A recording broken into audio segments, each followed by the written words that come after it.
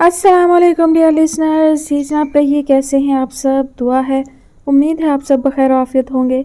अल्हम्दुलिल्लाह मैं भी बिल्कुल खैरियत से हूँ। नावल की नेक्स्ट एपिसोड लेकर हाजिर हूँ। नावल का नाम है ना जाना शहर दिल से। राइटर हैं अंजुम अंसार। किस्त नंबर 10।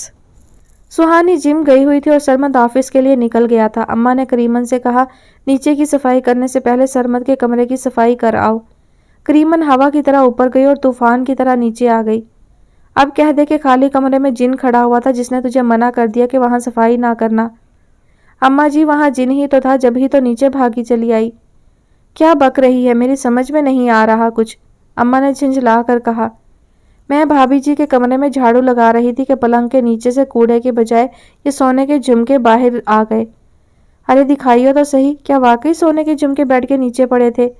अम्मा ने अपनी आंखों को मजीद चुंदी करके उसके हाथ को देखा जहां झुमके रखे चमक रहे थे। अरे ये तो बरी के बड़े वाले सेट के झुमके हैं जो उसने यूं फेंक रखे हैं। अम्मा जी, मैं कैसे उनके कमरे की सफाई करूं। कोई चीज़ खो जाएगी तो मेरा नाम आएगा कि सिर्फ करीमन ही इस कमरे में आती है, वो ही ले उड़ी होगी। अम्मा ने झुमके अपने हाथ में ले लिए और चुप हो गई। थोड़ी देर में सुहानी आई। वो शायद अपने कमरे में जाना चाह रही थी कि अम्मा ने आवाज़ दी, सुहानी पहले मेरी बात सुनो। जी अम्मा। वो आकर उनके पास खड़ी हो गई। ये तुम्हारे झुमके हैं, उन्होंने हाथ पर रखे झुमके उसके सामने करते हुए कहा। जी हाँ, ये झुमके तो मेरे हैं, मगर ये आपके पास क्या कर रहे हैं। तुम अगर इन्हें फेंकती फिरोगी तो क्या मुझे पूछना भी नहीं चाहिए। नहीं पूछना चाहिए कि ये झुमके अब आपके नहीं हैं, मेरे हैं। मैं इन्हें पहनूं, फेंकूं, रखूं, आपको इसमें दिलचस्पी लेने का कोई हक नहीं है। बेटा, हमारे घर में हलाल की कमाई आती है और हलाल की कमाई लुटाई नहीं जाती। हाँ, जहाँ हराम आता हो वहाँ ऐसी कोई परवाह नहीं होती है। अम्मा जान, मैं ये तंजिया बातें सुनने की आदी नहीं हूँ। आपके लिए ये अच्छा होगा कि अपने काम से काम रखें, वरना मैं और सरमद कहीं भी रह सकते हैं। ये कहकर सुहानी रुकी नहीं, धड़ धड़ करती सीढ़ियाँ चढ़ती ऊपर चली गई। करीमन ने देखा अम्मा अपनी आंखों में समंदर लिए बैठी थी। वो तेजी से पानी का गिलास रखकर पीठ मोड़े कमरे से बाहर निकल गई। अम्मा की बेइज्जती उससे भी सही नहीं जा रही थी। बावर्ची खाने में दुपट्टा मुंह पर रखकर वो भी रोने लगी। कितने अरसे से वो इस घर में काम कर रही थी, ऐसा माहौल और ऐसा रवैया उसने कभी नहीं देखा था। राबिया ने घंटी एक बार ही बजाई थी, मगर नाजिया ने इतनी तेजी से दरवाजा खोला कि राबिया को यह गुमान हुआ कि वो दरवाजे के साथ लगी खड़ी थी। तुम कब आई, वो घर में घुसते हुए बोली। जब आप गई। अच्छा अच्छा, आखिर बाबूजी ने तुम्हें बुला ही लिया। आपा, जब आप जा रही थी तो आपको बताकर जाना चाहिए था। मैं कौन सा जा रही थी, आपका कोई प्रोग्राम नहीं था जाने का। बिल्कुल भी नहीं, मुझे तो मालूम भी नहीं था। तो फिर क्यों चली गई आप, जबकि अम्मा इतनी बीमार है। मुझे तो बाबूजी ने भेजा था कि जब तुम कॉलेज की इतनी होनहार तालबा हो तो तुम्हें उसके साथ लाजमी जाना चाहिए। राबिया ने फखर से कहा। होनहार तो आप हैं, इसमें वाकई कोई शक नहीं, मगर आप कॉलेज के साथ पिकनिक पर तो नहीं गई थी। तुमसे किसने कहा। एक लम्हे के लिए राबिया का चेहरा फक हो गया। मेरी नंद की सब सहेलियां आपके कॉलेज में पढ़ती हैं और 3 तो आपकी क्लास फेलोज भी हैं। खूब सुराग रसानी की गई है मेरी, वो तमस्कर से बोली। उमैर के साथ कहाँ गई थी आप, वो उसका सर से पैर तक जायजा लेते हुए बोली। अच्छा, तुम्हें पता चल गया है, वो नाज से हंसी। मुझे किसी ने कुछ नहीं बताया, ये मेरा अंदाज़ा है। हाँ, मैं उमैर के साथ ही गई थी, उसने फ़ख्र से एतराफ़ किया। तो गया उसने आपको बेवकूफ़ बना ही लिया। उमैर ने मुझे नहीं, बल्कि मैंने उमैर को बेवकूफ़ बना लिया। वो फिर हंसने के लिए पर तोलने लगी। बात एक ही है कि आप उसके लिए मॉडलिंग करें या वो अपने लिए आपसे मॉडलिंग करवाए। इसमें मॉडलिंग का कहाँ से जिक्र आ गया। वो उस तहकीर भरी नज़रों से उसकी छला सी सोने की अंगूठी को देखते हुए बोली जो अजमल ने उसे रूनुमाई में दी थी। तो फिर आप उमैर के साथ क्यों गई थी। नाजिया का दिल धड़क कर जैसे बेकाबू हो गया। शादी करने, उसने इतने आराम से कहा जैसे कह रही हो कि आज मौसम बहुत अच्छा है। आपा, दिमाग तो खराब हो गया आपका, कैसे कर ली आपने शादी जिसमें ना अम्मा शरीक हुई ना बाबूजी। जब वक्त आ जाता है तो किसी के होने या ना होने से कोई फर्क नहीं पड़ता। आपको अपनी शादी में किसी की कमी महसूस नहीं हुई, वो हैरत से उससे पूछ रही थी। मेरी किस्मत में मेरी शादी ऐसी ही लिखी थी तो मैं क्या कर सकती थी। आपा, उस 2 टके के गुलकार ने आपको बेवकूफ़ बनाया है। वो तो अभी इतना भी मारूफ नहीं हुआ है कि सिर्फ कराची में ही पहचाना जाए। बेवकूफ़ लड़की, तुम उसको 2 टके का ना कहो और ना मुझे। वो जाम भरी मुस्कुराहट अपने लबों पर सजा कर बोली। उस शख्स ने आपको 2 कौड़ी का ना रखा और आपको इस बात पर फ़ख्र है। हाँ, फ़ख्र है कि मेरा महर ही सिर्फ 50 लाख का है।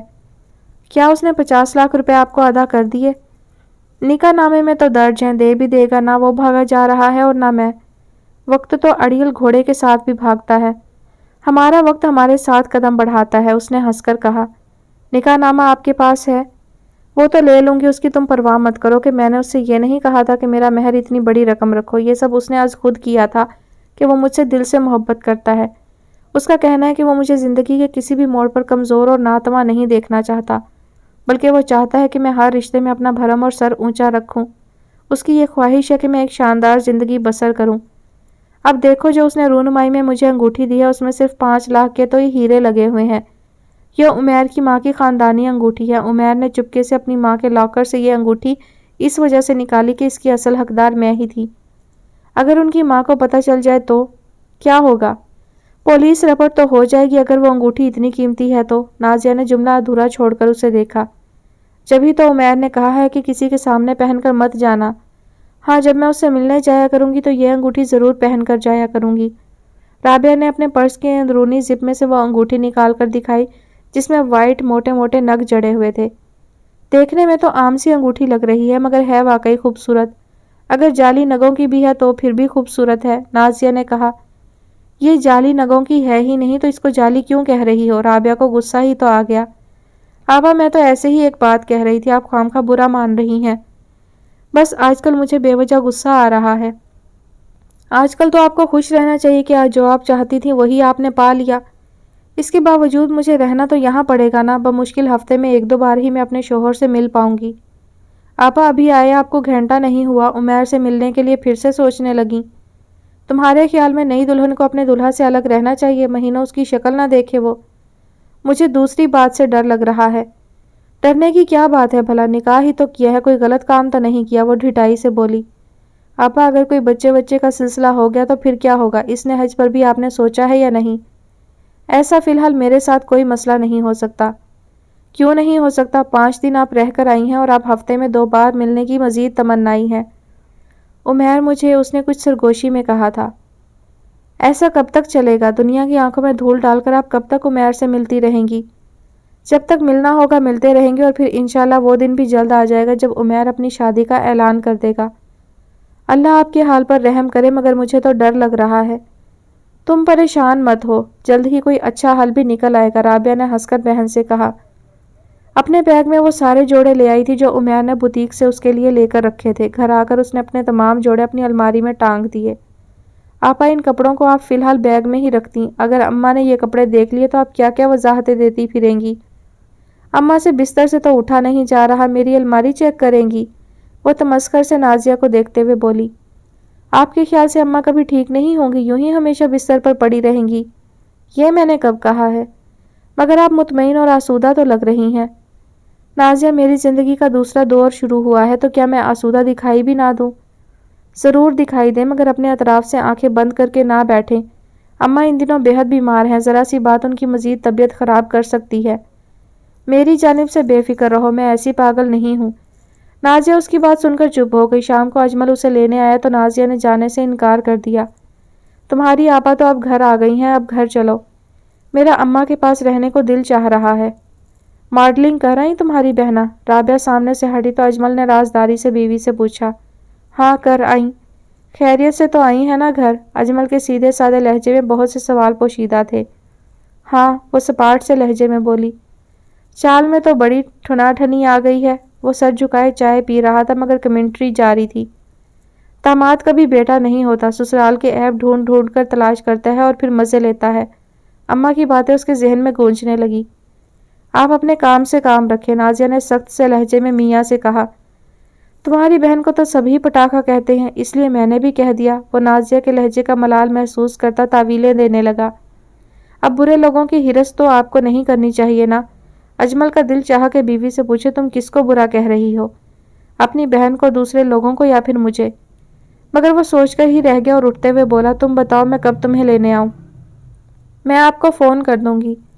اس کا مطلب ہے تم 1 ہفتے سے بھی زیادہ رہنا چاہتی ہو؟ ہاں شاید یہی بات ہے، اس نے اعتراف کر لیا۔ بات کیا ہے آخر؟ وہ شاید اس سے اگلوانے کے موڈ میں تھا۔ کوئی بات نہیں ہے، رابعہ کی شادی کی بات وہ کسی صورت اجمل کو بتانا نہیں چاہتی تھی۔ अम्मा पूछेंगी कि नाजिया क्यों नहीं आई तो क्या कहूँ। वैसी सादगी से बोला जैसे माँ के सामने सिर्फ उसके रटाए हुए जुमले बोलने का आदी हो। अभी अम्मा की तबीयत खराब है और मैं भी कोई अपने आप को बेहतर महसूस नहीं कर रही हूँ, इसलिए मैं अभी यहीं रहना चाहूँगी। बाकी जो आपका दिल चाहे कह दें, उसने अपने आप पर काबू पाते हुए धीमे से लहजे में कहा, वरना इस वक्त खूब जोर जोर से रोने को दिल चाह रहा था। राबिया आपा ने कितना बड़ा मार का सरंजाम दे दिया था, उसको सोचते हुए उसके रोंगटे खड़े हो रहे थे।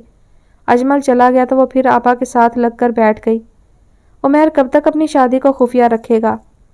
मेरा ख्याल है कि वो ज़्यादा दिन नहीं रख पाएगा। वो मुझसे बेहद मोहब्बत करता है। एक दिन मेरे सर में दर्द हुआ तो फ़ौरन अपनी जेब से 1000 का नोट निकालकर मेरा सदका उतार कर गाड़ी के डैशबोर्ड में रख दिया कि किसी गरीब को दे दूंगा। फिर उसने आपके सामने किसी फ़कीर को दे दिया होगा। जाहिर है उसने जब मेरा सदका उतारा था तो किसी गरीब को ही दिया होगा। उस पैसे से अपनी शर्ट तो नहीं खरीदी होगी। राबिया का लहजा खफगी लिए हुए था। जब आपके सामने उसने किसी को दिया ही नहीं तो कैसे कह सकती हैं कि उसने किसी गरीब को दिया होगा? ये बेईमानी की, शको शुबे की बातें हम जैसों के जहन में आती हैं। क्यों? क्या उसका दिमाग नहीं है या जहन नहीं है? वो एक अमीर घराने का लड़का है। हमारे ख़ानदान में तो आने वाले 50 सालों में भी किसी लड़की का 50 लाख मेहर नहीं बन सकता। हमारी फैमिली उमैर की फैमिली से हर लिहाज से पीछे है। आपा मुझे तो बहुत शातिर लग रहा है। तुम्हारा अगर दिमाग खराब है तो मैं क्या कर सकती हूँ? राबिया ने बुरा सा मुंह बनाते हुए कहा। आपा प्लीज़ मेरी एक बात तो सुने आप। बेशक उमैर ने 50 लाख का मेहर बांधा मगर उसने आपको अदा नहीं किया। अगर वो इतना ही लाड साहब का बच्चा था तो इस रकम का आधा या चौथाई हिस्सा ही अदा कर देता। नाजिया वो ऐसा नहीं है। वो तो मुझे अपने साथ बाहर घुमाने के लिए ले जाना चाहता है मगर मैं ऐसा खुद मना कर रही हूँ। कब तक ऐसा होगा? मुझे यकीन है कि बहुत जल्द इसका हाल निकल आएगा कि वो अब मेरे बगैर नहीं रह सकता। वो मुझसे वालेहाना अंदाज में मोहब्बत करता है। वो कहता है कि मेरे बगैर रहना उसके लिए बहुत मुश्किल होगा। तब नाजिया चुप हो गई और राबिया अंदर कमरे में जाकर मोबाइल से उमैर को फ़ोन करने लगी और जब बाहर आई तो चेहरा मारे खुशी के तिमतिमा रहा था। कोई ख़ास बात कही है उमैर ने जो यूं चेहरे पर अनार झपट रहे हैं? वो कह रहे हैं कि कल किसी तरह मिलो। मैंने बड़ी मुश्किलों से परसों के लिए टाला है। तो आप परसों जाएंगी उमैर से मिलने? शोहर अपनी बीवी को बुलाए तो क्या नहीं जाना चाहिए? वो तीखी निगाहों से उसे देखते हुए बोली। हाँ हाँ क्यों नहीं, ज़रूर जाना चाहिए, बल्कि सर के बल जाना चाहिए। तुम अभी तो यहाँ ही हो ना? हाँ हाँ मैं यहीं हूँ। अम्मा को इस हाल में छोड़कर मैं नहीं जा सकती। अभी तक उन्हें सहारे के बगैर चलना मुश्किल लगता है। अम्मा तो एकदम ही ढह सी गई हैं। अच्छी खासी बड़ी खाला के यहाँ दावत में गई थी, वहाँ से आई हैं तो चुप चुप सी थीं। सुबह उठी हैं तो बुखार ने उठने के काबिल नहीं छोड़ा था। अब राबिया बेचारी को भला क्या पता था कि अम्मा अपने मैके में जाकर कैसी ख्वार हुई थीं। जब बड़ी खाला ने बोसीदा सा अखबार उन्हें दिखाते हुए कहा था, देखो ये राबिया लग रही है। राबिया लग रही होगी मगर ये राबिया नहीं है। अम्मा को खाला की बात सुनकर ही गुस्सा आ गया था। हाँ उसका नाम तो नहीं लिखा और फिर इस टाइप के कपड़े कभी राबिया को पहने भी नहीं देखे। मगर इस तस्वीर में राबिया की मुशाबत इतनी ज़्यादा है कि इसलिए ये अखबार तुम्हें दिखाने के लिए रख लिया था कि शायद तुम्हें मालूम होगा कि गुलूकार उमैर से राबिया का कोई चक्कर तो नहीं। उमैर का नाम सुनकर अम्मा के कान खड़े हुए मगर उन्होंने उसी वक्त बड़ी खाला को खूब खरी खरी सुनाते हुए यहाँ तक कह दिया कि शक्ल तो तुम्हारी भी सारी ज़िंदगी शमीम आरा से मिलती रही मगर ना तुमने फिल्मों में काम किया और ना ही तुम्हारा नाम किसी हीरो के साथ नथी हुआ। अरे शमीम आरा का असली नाम तो पतली जान है। मेरा तो शाहजहां से शम्मो है। बड़ी खाला ने ऐसा हंसकर कहा जैसे अम्मा ने उन्हें कोई एजाज़ देते देते छीन लिया हो। बात करते वक्त यह ज़रूर सोचा करो कि लड़कियां बहुत नाजुक होती हैं। उनके बारे में ऐसी कोई बात नहीं करनी चाहिए जिससे उनके वकार पर कोई धब्बा पड़ जाए। ठीक कह रही हो, मुझे वाकई गलत फहमी हो गई थी और ये गलत फहमी भी मेरे मालिक मकान की लड़की ने डाली थी जो शायद राबिया की ही कॉलेज में पढ़ी है।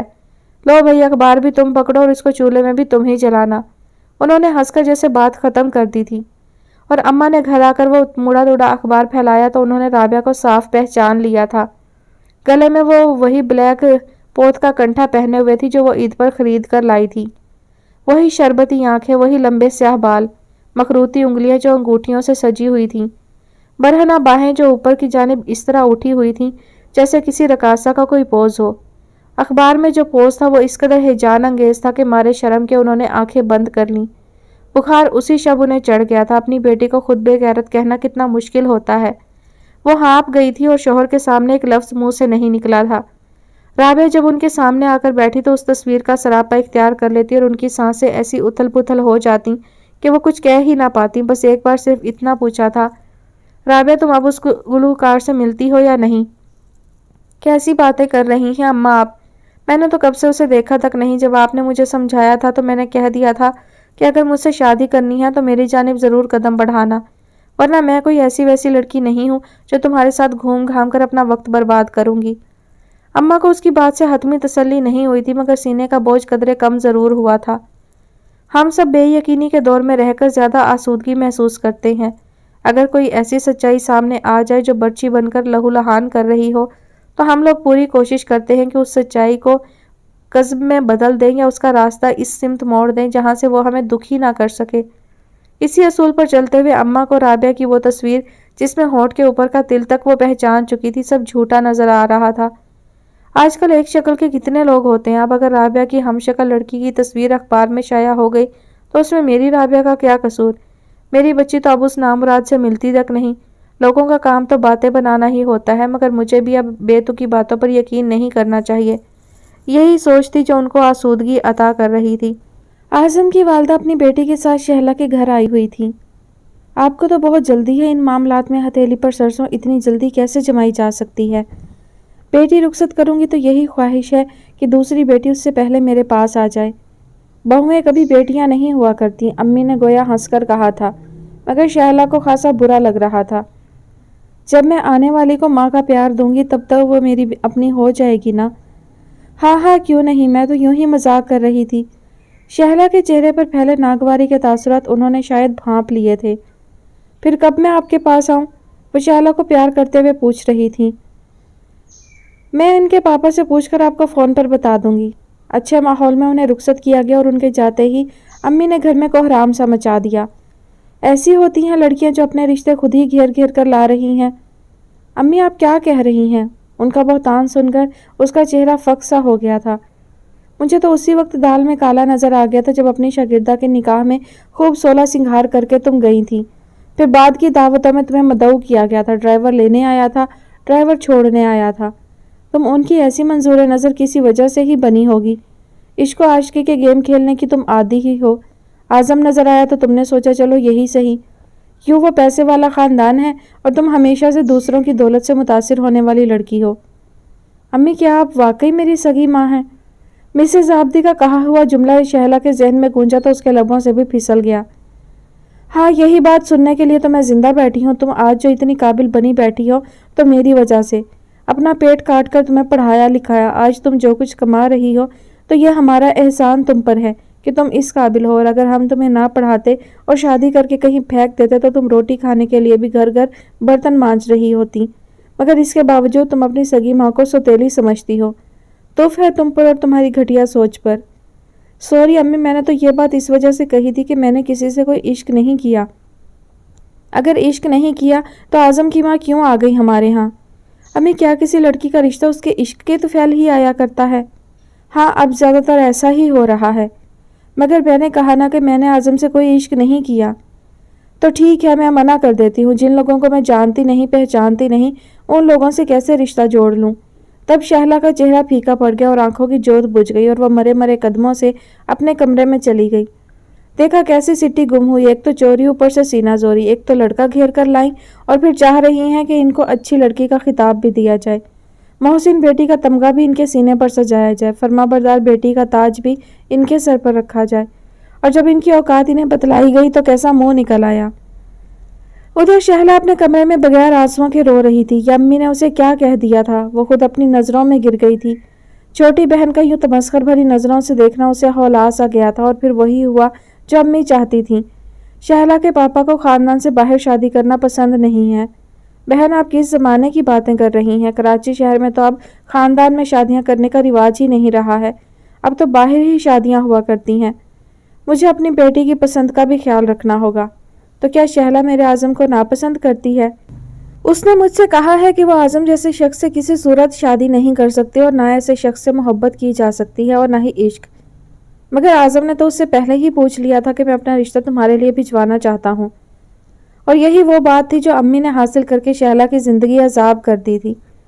جھوٹی کمینی لڑکی اپنی ماں کی آنکھوں میں دھول جھونکتی ہے۔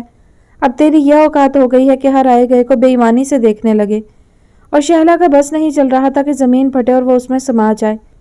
کتنے ہی دن وہ اسکول نہیں گئی، پورے 1 ماہ تک اس نے ٹیوشن کی لڑکیوں کو نہیں پڑھایا، اور جب مسز آبدی نے اسے گلے لگا کر اس کی خاموشی اور رنجیدگی کا سبب پوچھا تو وہ روتی چلی گئی۔ ایک ایک بات انی کی طرح اس کے دل میں پیوست ہوئی تھی۔ اس نے انہیں بتا ڈالی، شہلا اس میں تمہاری ماں کا بھی کوئی قصور نہیں، وہ ایک نفسیاتی مریضہ ہیں۔ انہیں یہ خوف ہے کہ تمہاری شادی کے بعد گھر میں مسائل کا ایک طوفان کھڑا ہوگا، اس لیے وہ تمہاری شادی کسی سے بھی نہیں کرنا چاہتی۔ اگر وہ نفسیاتی مریضہ ہیں تو ان کا برا سلوک صرف میری ذات سے ہی کیوں ہے؟ میری بہن بھی تو ہے، بھائی بھی تو ہے، ان کے لیے تو وہ بڑے سنہرے خواب دیکھا کرتی ہیں۔ تمہارے والد چونکہ اپنے سب بچوں میں تم سے زیادہ محبت کرتے ہیں، اس لیے وہ شروع سے ان کا الٹ کرتی آئی ہیں کہ تمہارے والد سے بھی انہیں دلی لگاؤ نہیں ہے، کیونکہ انہوں نے ان کی کسی غلط بات کو صحیح نہیں کہا، اور نفسیاتی مریض اپنی ہر بات کو صحیح سمجھتے ہیں۔ وہ یہ چاہتے ہیں کہ ساری دنیا ان کی ہم خیال بن کر رہے۔ رابعہ لان کے سوٹ کی شاپنگ کرنے کے بہانے عمیر سے ملنے گئی ہوئی تھی۔ نازیہ نے بھی ماں سے کہہ دیا تھا کہ اتنی گرمی میں ریشمی کپڑے کاٹ رہے ہیں، اچھا ہے آپا کپڑے لے آئیں گی تو میں یہیں سی کر لے کر جاؤں گی۔ اماں کو نازیہ پر اعتبار تھا، اس لیے اس کی بات سن کر وہ پریشان بھی نہیں ہوئی۔ رابعہ خوب تیار ہو کر ڈائمنڈ کی انگوٹھی پہن کر عمیر سے ملنے چلی گئی تھی۔ خوشیوں کے رنگ اس کے چہرے پر نظر آ رہے تھے۔ آپا جلدی آنا، جاتے وقت بھی اس نے اس کے کانوں میں سرگوشی کی۔ بے فکر رہو، میں یوں گئی اور یوں آئی۔ اماں بیمار ہیں، کہیں تمہیں دیر سے آنے سے پریشان نہ ہو جائیں۔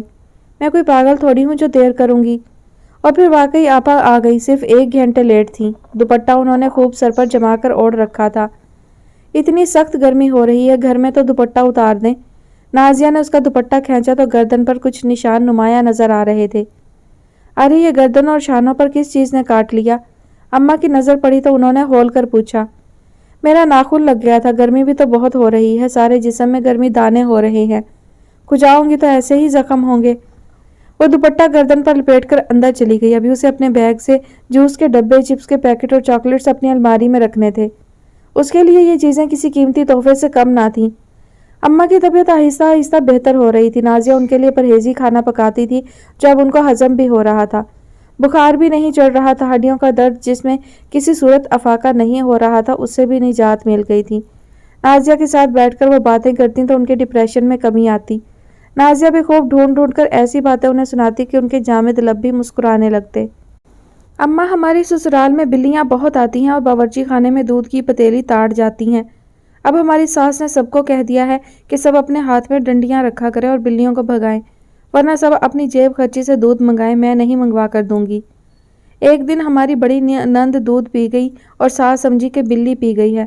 وہ غصے سے بولی، کون سی بلی نے دودھ پیا ہے؟ میں نے ایسے ہی کہہ دیا کہ شاید کالی بلی دودھ پی گئی۔ ساس غصے میں بولی، سب کے پاس ڈنڈیاں تھیں، مارا کیوں نہیں اس نامراد کو؟ اب شام کی چائے کہاں سے بنے گی؟ نازیہ تم منگواؤ دودھ۔ ہاں، تب اجمل بولے، نرگس کو دودھ پیتے ہوئے میں نے خود دیکھا ہے، اس بلی کو کون مار سکتا تھا؟ اس نے ہماری ساس کے کھسیانے کی حالت ایسی تھی کہ نہ ان سے ہنسا جا رہا تھا اور نہ ہی کچھ کہا جا رہا تھا۔ تمہارے ہاں دودھ فریج میں کیوں نہیں رکھا جاتا؟ اماں نے مسکرا کر پوچھا۔ تھوڑی تھوڑی دیر بعد چائے بنتی رہتی ہے اور سب کے ذہنوں میں بھول اس قدر بسی ہوئی ہے کہ دودھ کی پتیلی رکھنا بھول جاتی ہیں، اور ظاہر ہے کہ ایسے میں بلی کے مزے آ جاتے ہیں۔ نازیہ کی باتیں سن کر اماں دیر تک مسکراتی رہیں۔ نازیہ کی بھی یہ پوری کوشش ہوتی کہ کوئی ایسی بات نہ ہو جس سے اماں کے اعصاب پر کسی قسم کا وزن پڑے۔ بعض مرتبہ تو وہ دل سے گھڑ کر اماں سے کہتی، اماں ایک رات چور آیا اور ہماری ساس کا پاندان لے گیا۔ صبح اٹھتے ہی ہماری ساس نے ایسا فضیحہ کر دیا جیسے بہت بڑا نقصان ہو گیا ہو۔ ہماری پڑوسن نے کہا، چھوٹا سا پاندان تھا تمہارا، کتھے چونے کی کلیاں بھی ننھی منی سی تھیں، کتھا چونا تمباکو 50 روپے کا لے آؤ گی تو اس میں سے زیادہ ہوگا جتنے کے اندھے ڈاکو اس کو لے کر گئے۔ تب بیچاری ساس کو اپنے گھر کی چوری کو بحیثیت ثابت کرنے کے لیے کہنا پڑا، نرگس کے سونے کی چین میری بالیاں اور انگوٹھیاں کلیا کے نیچے رکھی تھی۔ مگر جب کام والی ماسی آئی تو ان بیچاری کا یہ جھوٹ بھی غارت گیا۔ اس نے آتے ہی کہا، کیا پورے محلے میں سوانگ پھیلا رکھا ہے؟ خالی ڈھنڈورت سا پاندان پڑا، نہ اس میں کتھا تھا نہ چونا، میں نے اس کو دھو کر مانج کر اوپر مچان پر رکھ دیا تھا۔ اور پھر اس نے اتار کر ساس کے سامنے رکھتے ہوئے کہا، اب وہ سونا تم اس میں سے نکال کر تو دکھاؤ جو تم نے اس میں بویا تھا۔ کام والی بوا کی بات سن کر بیچاری کے پسینے نکل گئے اور لگیں آئیں بائیں شائیں کرنے۔ تب اماں کے ہنستے ہنستے آنسو نکل آئے۔ یہ پہلا موقع تھا جب نازیہ کو لینے اجمل آیا تو اس نے جانے سے انکار کر دیا تھا۔ گزشتہ ہفتے بھی تم نے منع کر دیا تھا اور اب 10 دن کے بعد آیا ہوں تو پھر تم منع کر رہی ہو۔ اصل بات کیا ہے؟ میں ڈاکٹر کو اپنا چیک اپ کرانے گئی تھی، انہوں نے کہا ہے کہ بچی بے حد کمزور ہے اور خون کی کمی کا مسلسل شکار ہوں میں۔ یہاں بیٹھ کر کس کا خون پیو گی؟ اس نے مذاق میں کہا۔ یہاں میں کم از کم آرام تو کر لوں گی، وہاں کون تمہارے بھالے مار رہا ہے؟ یہ میں کب کہہ رہی ہوں، مگر مجھے خود اچھا نہیں لگتا کہ ہمہ وقت اپنے بستر پر لیٹی رہوں۔ یہاں تمہاری خدمت کرنے والا کون بیٹھا ہے؟ بیچاری چاچی تو خود بستر پر پڑی ہیں۔ رابعہ آپا میرا بہت خیال رکھتی ہیں۔ وہ اپنا ہی خیال رکھ لیں تو بہت ہے، اجمل نے تمسخر سے کہا۔ ایسی بات نہیں ہے، آپا ہی باورچی خانے کا سارا کام کر رہی ہیں۔ کر رہی ہوں گی مگر یقین نہیں آتا۔ نازیہ چپ رہی، اس کو اجمل کے بحث کرتے ہوئے یہ جملے برے لگ رہے تھے۔ ٹھیک ہے میں جا رہا ہوں، جب تمہیں آنا ہو تو چچا جان کے ساتھ آ جانا، میں تمہیں لینے نہیں آؤں گا۔ میں آپ کو فون کر دوں گی کہ نہیں اب خود ہی آنا، میرے پاس اتنا وقت نہیں ہے کہ ہر ہفتے تمہیں لینے کے لیے آؤں اور تم منع کر دو۔ وہ برا سا منہ بناتا ہوا باہر نکل گیا۔ اچھا ہوا تم نہیں گئی، تمہارے ہوتے ہوئے مجھے عمیر سے ملنے کو تو ہو جاتا ہے، ابھی اس کا فون آیا ہے، وہ کل پھر بلا رہا ہے۔ رابعہ نے شرماتے ہوئے بہن کو بتایا۔ آپا اس ہفتے میں 5 مرتبہ تم ملنے جا چکی ہو، اگر کسی نے دیکھ لیا تو؟ میں نے کوئی کچی گولیاں نہیں کھیلی، میں اس کے ساتھ جس حلیے میں رہتی ہوں کوئی مائی کا لال نہیں پہچان سکتا۔ کس حلیے میں رہتی ہیں آپ؟ زیادہ تر سلیو لیس اپر اور سکرٹ میں رہتی ہوں۔ عمیر کا کہنا ہے کہ میرا لک فارنر سا لگتا ہے، وہ مجھے اسپینش گرل کہتا ہے۔ مجھے تو ذرا بھی نہیں لگتا، آپ کے نقوش تو مشرقی سے ہے، مغربی لک کہاں سے آ گیا؟ عمیر کو اگر لگتا ہے تو میں کیا کروں؟ وہ جھنجھلا کر بولی۔ فی الحال تو آپ نکاح نامے کی ایک کاپی اپنے پاس ضرور رکھیے کہ ایسے معاملات میں یہ بہت ضروری ہے۔ سچ آپا مجھے تو ہمہ وقت ڈر لگتا ہے کہیں کچھ نہ ہو جائے۔ عمیر ایسا نہیں ہے، کل بھی اس نے مجھے 5000 روپے دیے صرف پاکٹ منی کے لیے۔ وہ طمانینت سے ہنستے ہوئے بولی۔ اچھا کل آپ کب جائیں گی؟ وہی 11 بجے نکلوں گی، دوپہر 2-2:30 بجے تک آ جاؤں گی۔ کل میں اماں سے کیا جھوٹ بولوں گی؟ نازیہ نے کہا۔ میں نے تمہارے ہونے والے بچے کے لیے چند سوٹ گدا رضائی خرید لی تھی، کل اسے دکھاتے ہوئے کہوں گی نازیہ کے بچے کا سامان خریدنے گئی تھی۔ ظاہر ہے کہ تمہارے بچے کی تیاری میں نہیں کروں گی تو اور کون کرے گا؟ نہیں آپا تمہیں اپنے پیسے خرچ کرنے کی ضرورت نہیں ہے، اماں مجھے بتا رہی تھی انہوں نے چوچک کا سامان محلے کی درجن کو دے رکھا ہے۔ بچے کے لیے 15 جھبلے تو تیار ہو چکے ہیں اور بھی کافی چیزیں انہوں نے تیار کر رکھی ہیں پہلے سے۔ ہاں اماں ہمیشہ وقت سے پہلے کام کر لینے والی ہیں۔ رابعہ کو سن کر حیرت نہ ہوئی۔ اگلے دن رابعہ بچے کے سامان کی خریداری کا بہانہ بنا کر نکل گئی۔ نازیہ نے کھانا پکا کر اماں کو کھانا کھلا دیا۔ ان کی طبیعت آج قدرے بہتر تھی۔ دیوار پکڑ کر انہوں نے اپنے کمرے سے برآمدے تک چکر بھی لگائے، پھر دوا کھا کر لیٹ گئیں۔ نازیہ بہن کا انتظار کرتی رہی۔ جب مزید بوریت ہوئی تو اس نے سوچا کہ رابعہ کی الماری ہی ترتیب دے دے۔ شادی سے پہلے بھی الماری صاف کرنا اور کپڑوں کو ترتیب سے رکھنا نازیہ کی ذمہ داری تھی، ورنہ رابعہ تو الماری میں چیزوں کو انٹ شنٹ بھرنے کی عادی تھی۔ نازیہ نے اس کی الماری کو کھولا اور اس میں ٹنگی مردانی پتلون دیکھ کر حیرت ہوئی جو رابعہ کے اپر کے ساتھ ہینگر میں لگی ہوئی تھی۔ بابو جی نے بھی شلوار قمیض کے سوا کچھ نہیں پہنا تھا۔ رابعہ کے پاس 2-4 جینس کی پتلونیں ضرور تھیں، مگر وہ سب ایمبرائڈری والی تھیں۔ یہ مردانہ پتلون دیکھ کر اسے اچنبھا سا ہوا تھا۔ اس نے یوں ہی چیک کرنے کو اسے ہینگر سے باہر نکالا تو اس کی پچھلی پاکٹ اسے پھولی پھولی نظر آئی، اور جب ہاتھ ڈالا تو وہ کسی رجسٹر کا صفحہ تھا جس پر رابعہ کے 4 جگہ دستخط نظر آ رہے تھے، اور کسی ایک صفحے پر سیاہ قلم سے خطاطی کے انداز میں لکھا ہوا تھا کہ مہر 50 لاکھ روپے سکہ رائج الوقت۔ رابعہ کے علاوہ اس صفحے پر کسی اور کے دستخط تھے اور نہ ہی کسی گواہ یا عمیر کے۔ میری بہن نے نکاح کے نام پر کتنا بڑا دھوکہ کھایا ہے۔ اس کا دل ڈوبنے لگا۔ میری ذہین عقل مند خوبصورت بہن کس بری طرح بے وقوف بنی اور مسلسل بن رہی ہے۔ شاید وہ اس کو طوائف سمجھنے لگا ہے، جب ہی فون کر کے بلا لیتا ہے اور 1000-2000 روپے اس پر خرچ کر کے احسان علیحدہ کرتا ہے۔ پیاری بہن تم کس بری طرح کھائی میں گری ہو اس کا تمہیں احساس تک نہیں۔ کاغذ ہاتھ میں تھامے کھڑی خاموش آنسوں کی قطاریں اس کی آنکھوں سے بہے چلی جا رہی تھی۔ تھوڑی دیر بعد ہنستی کھلکھلاتی رابعہ بھی آ گئی، گھٹیا سا میچنگ سیٹ اور ایک ریڈی میڈ سوٹ دکھاتے ہوئے بولی، دیکھو نازیہ عمیر کی پسند کتنی اعلیٰ ہے، میرے خیال میں یہ دونوں چیزیں کئی ہزار کی ہوں گی۔ آپا عمیر کی پسند تو واقعی اعلیٰ ہے، مگر آپ کی پسند بے حد گری ہوئی نکلی۔ عمیر اتنا نیچ انسان ہو سکتا ہے، میں واقعی سوچ بھی نہیں سکتی تھی۔ نازیہ نے غصے سے بپھر کر کہا، کیا بک رہی ہو تم؟ معلوم بھی ہے کہ کیا کہہ رہی ہو تم، یا صرف تڑ بولنا ہی آتا ہے؟ پاگل سمجھ رکھا ہے تم نے مجھے، 50 لاکھ تو صرف میرا مہر ہے۔ ہاں مجھے معلوم ہے، مگر اپنا نکاح نامہ ایک بار تم خود بھی دیکھ لو، जो उमैर की पैंट में रखा तुम्हारे कपड़ों में शामिल होकर तुम्हारे पास ही आ गया है। किसी शेरनी की तरह राबिया ने वो कागज़ उसे छीना और जब पढ़ा तो वो बिलक बिलक कर रोते हुए बोली, नाजिया मैं तो लुट गई, मैं बर्बाद हो गई। उस उमैर ने तो मुझे कहीं का नहीं रखा। शादी का ड्रामा रचाकर उसने तो मुझे लूट लिया और वो खबीस अभी तक मुझे बेवकूफ़ बना रहा है। शायद वो मुझे काल गर्ल समझने लगा है या उससे भी गिरी हुई लड़की। अम्मा जो दोनों बहनों को बड़बड़ाता देख कर बमुश्किल दीवार के सहारे चलते हुए दूसरे कमरे में आई थी, राबिया की बात सुनकर एक चीख मारकर वहीं गिर गईं। अम्मा को यूं गिरता देखकर दोनों बहनें हवास बागता होकर उनकी जानिब दौड़ीं। छुट्टी का दिन था। सरमद अम्मा के बेड पर उनके पास बैठा हुआ उनसे बातें कर रहा था। अम्मा उसके बचपन का कोई किस्सा लहजे में जायका भरकर इस अंदाज में सुना रही थी जैसे वो कल ही बीता हो। सरमद भी खूब दिलचस्पी लिए उनकी बातें सुन रहा था और बीच बीच में उनसे सवाल भी करता जा रहा था। सुहानी 2 दिन से मैके गई हुई थी। करीमन अम्मा के कपड़े उनकी अलमारी में रखने आई तो माँ बेटे को यूं बातें करते देखकर वो बोली, शुक्र है भाभी जी अपने मैके गई हुई हैं तो सरमद बाऊ को अम्मा जी से बातें करने का ख्याल तो आया। क्या मतलब है तुम्हारा, मैं अम्मा से बातें नहीं करता? उसकी बात सुनकर सरमद ने खफगी भरे लहजे में कहा। सरमद पुत्र नाराज ना होना, शादी के बाद आप अम्मा जी को भूल बैठे हो। मैं तो सुबह से रात तक यहीं होती हूँ ना। आप खुद सोचो अम्मा के पास कितनी देर के लिए आके बैठते हो। करीमन बुआ पंजाबी का तड़का लगाते हुए उर्दू बोल रही थी। बुआ जी ऑफिस से आकर तो बंदा थकता ही है ना, इसलिए मैं अपने कमरे में आराम करने चला जाता हूँ। हाँ हक, मैं तो छुट्टी के दिन की बात कर रही। आप दोनों अपना नाश्ता ऊपर मंगवा लेते हैं। दोपहर का खाना 4 बजे खाते हो जब अम्मा जी सो रही होती हैं।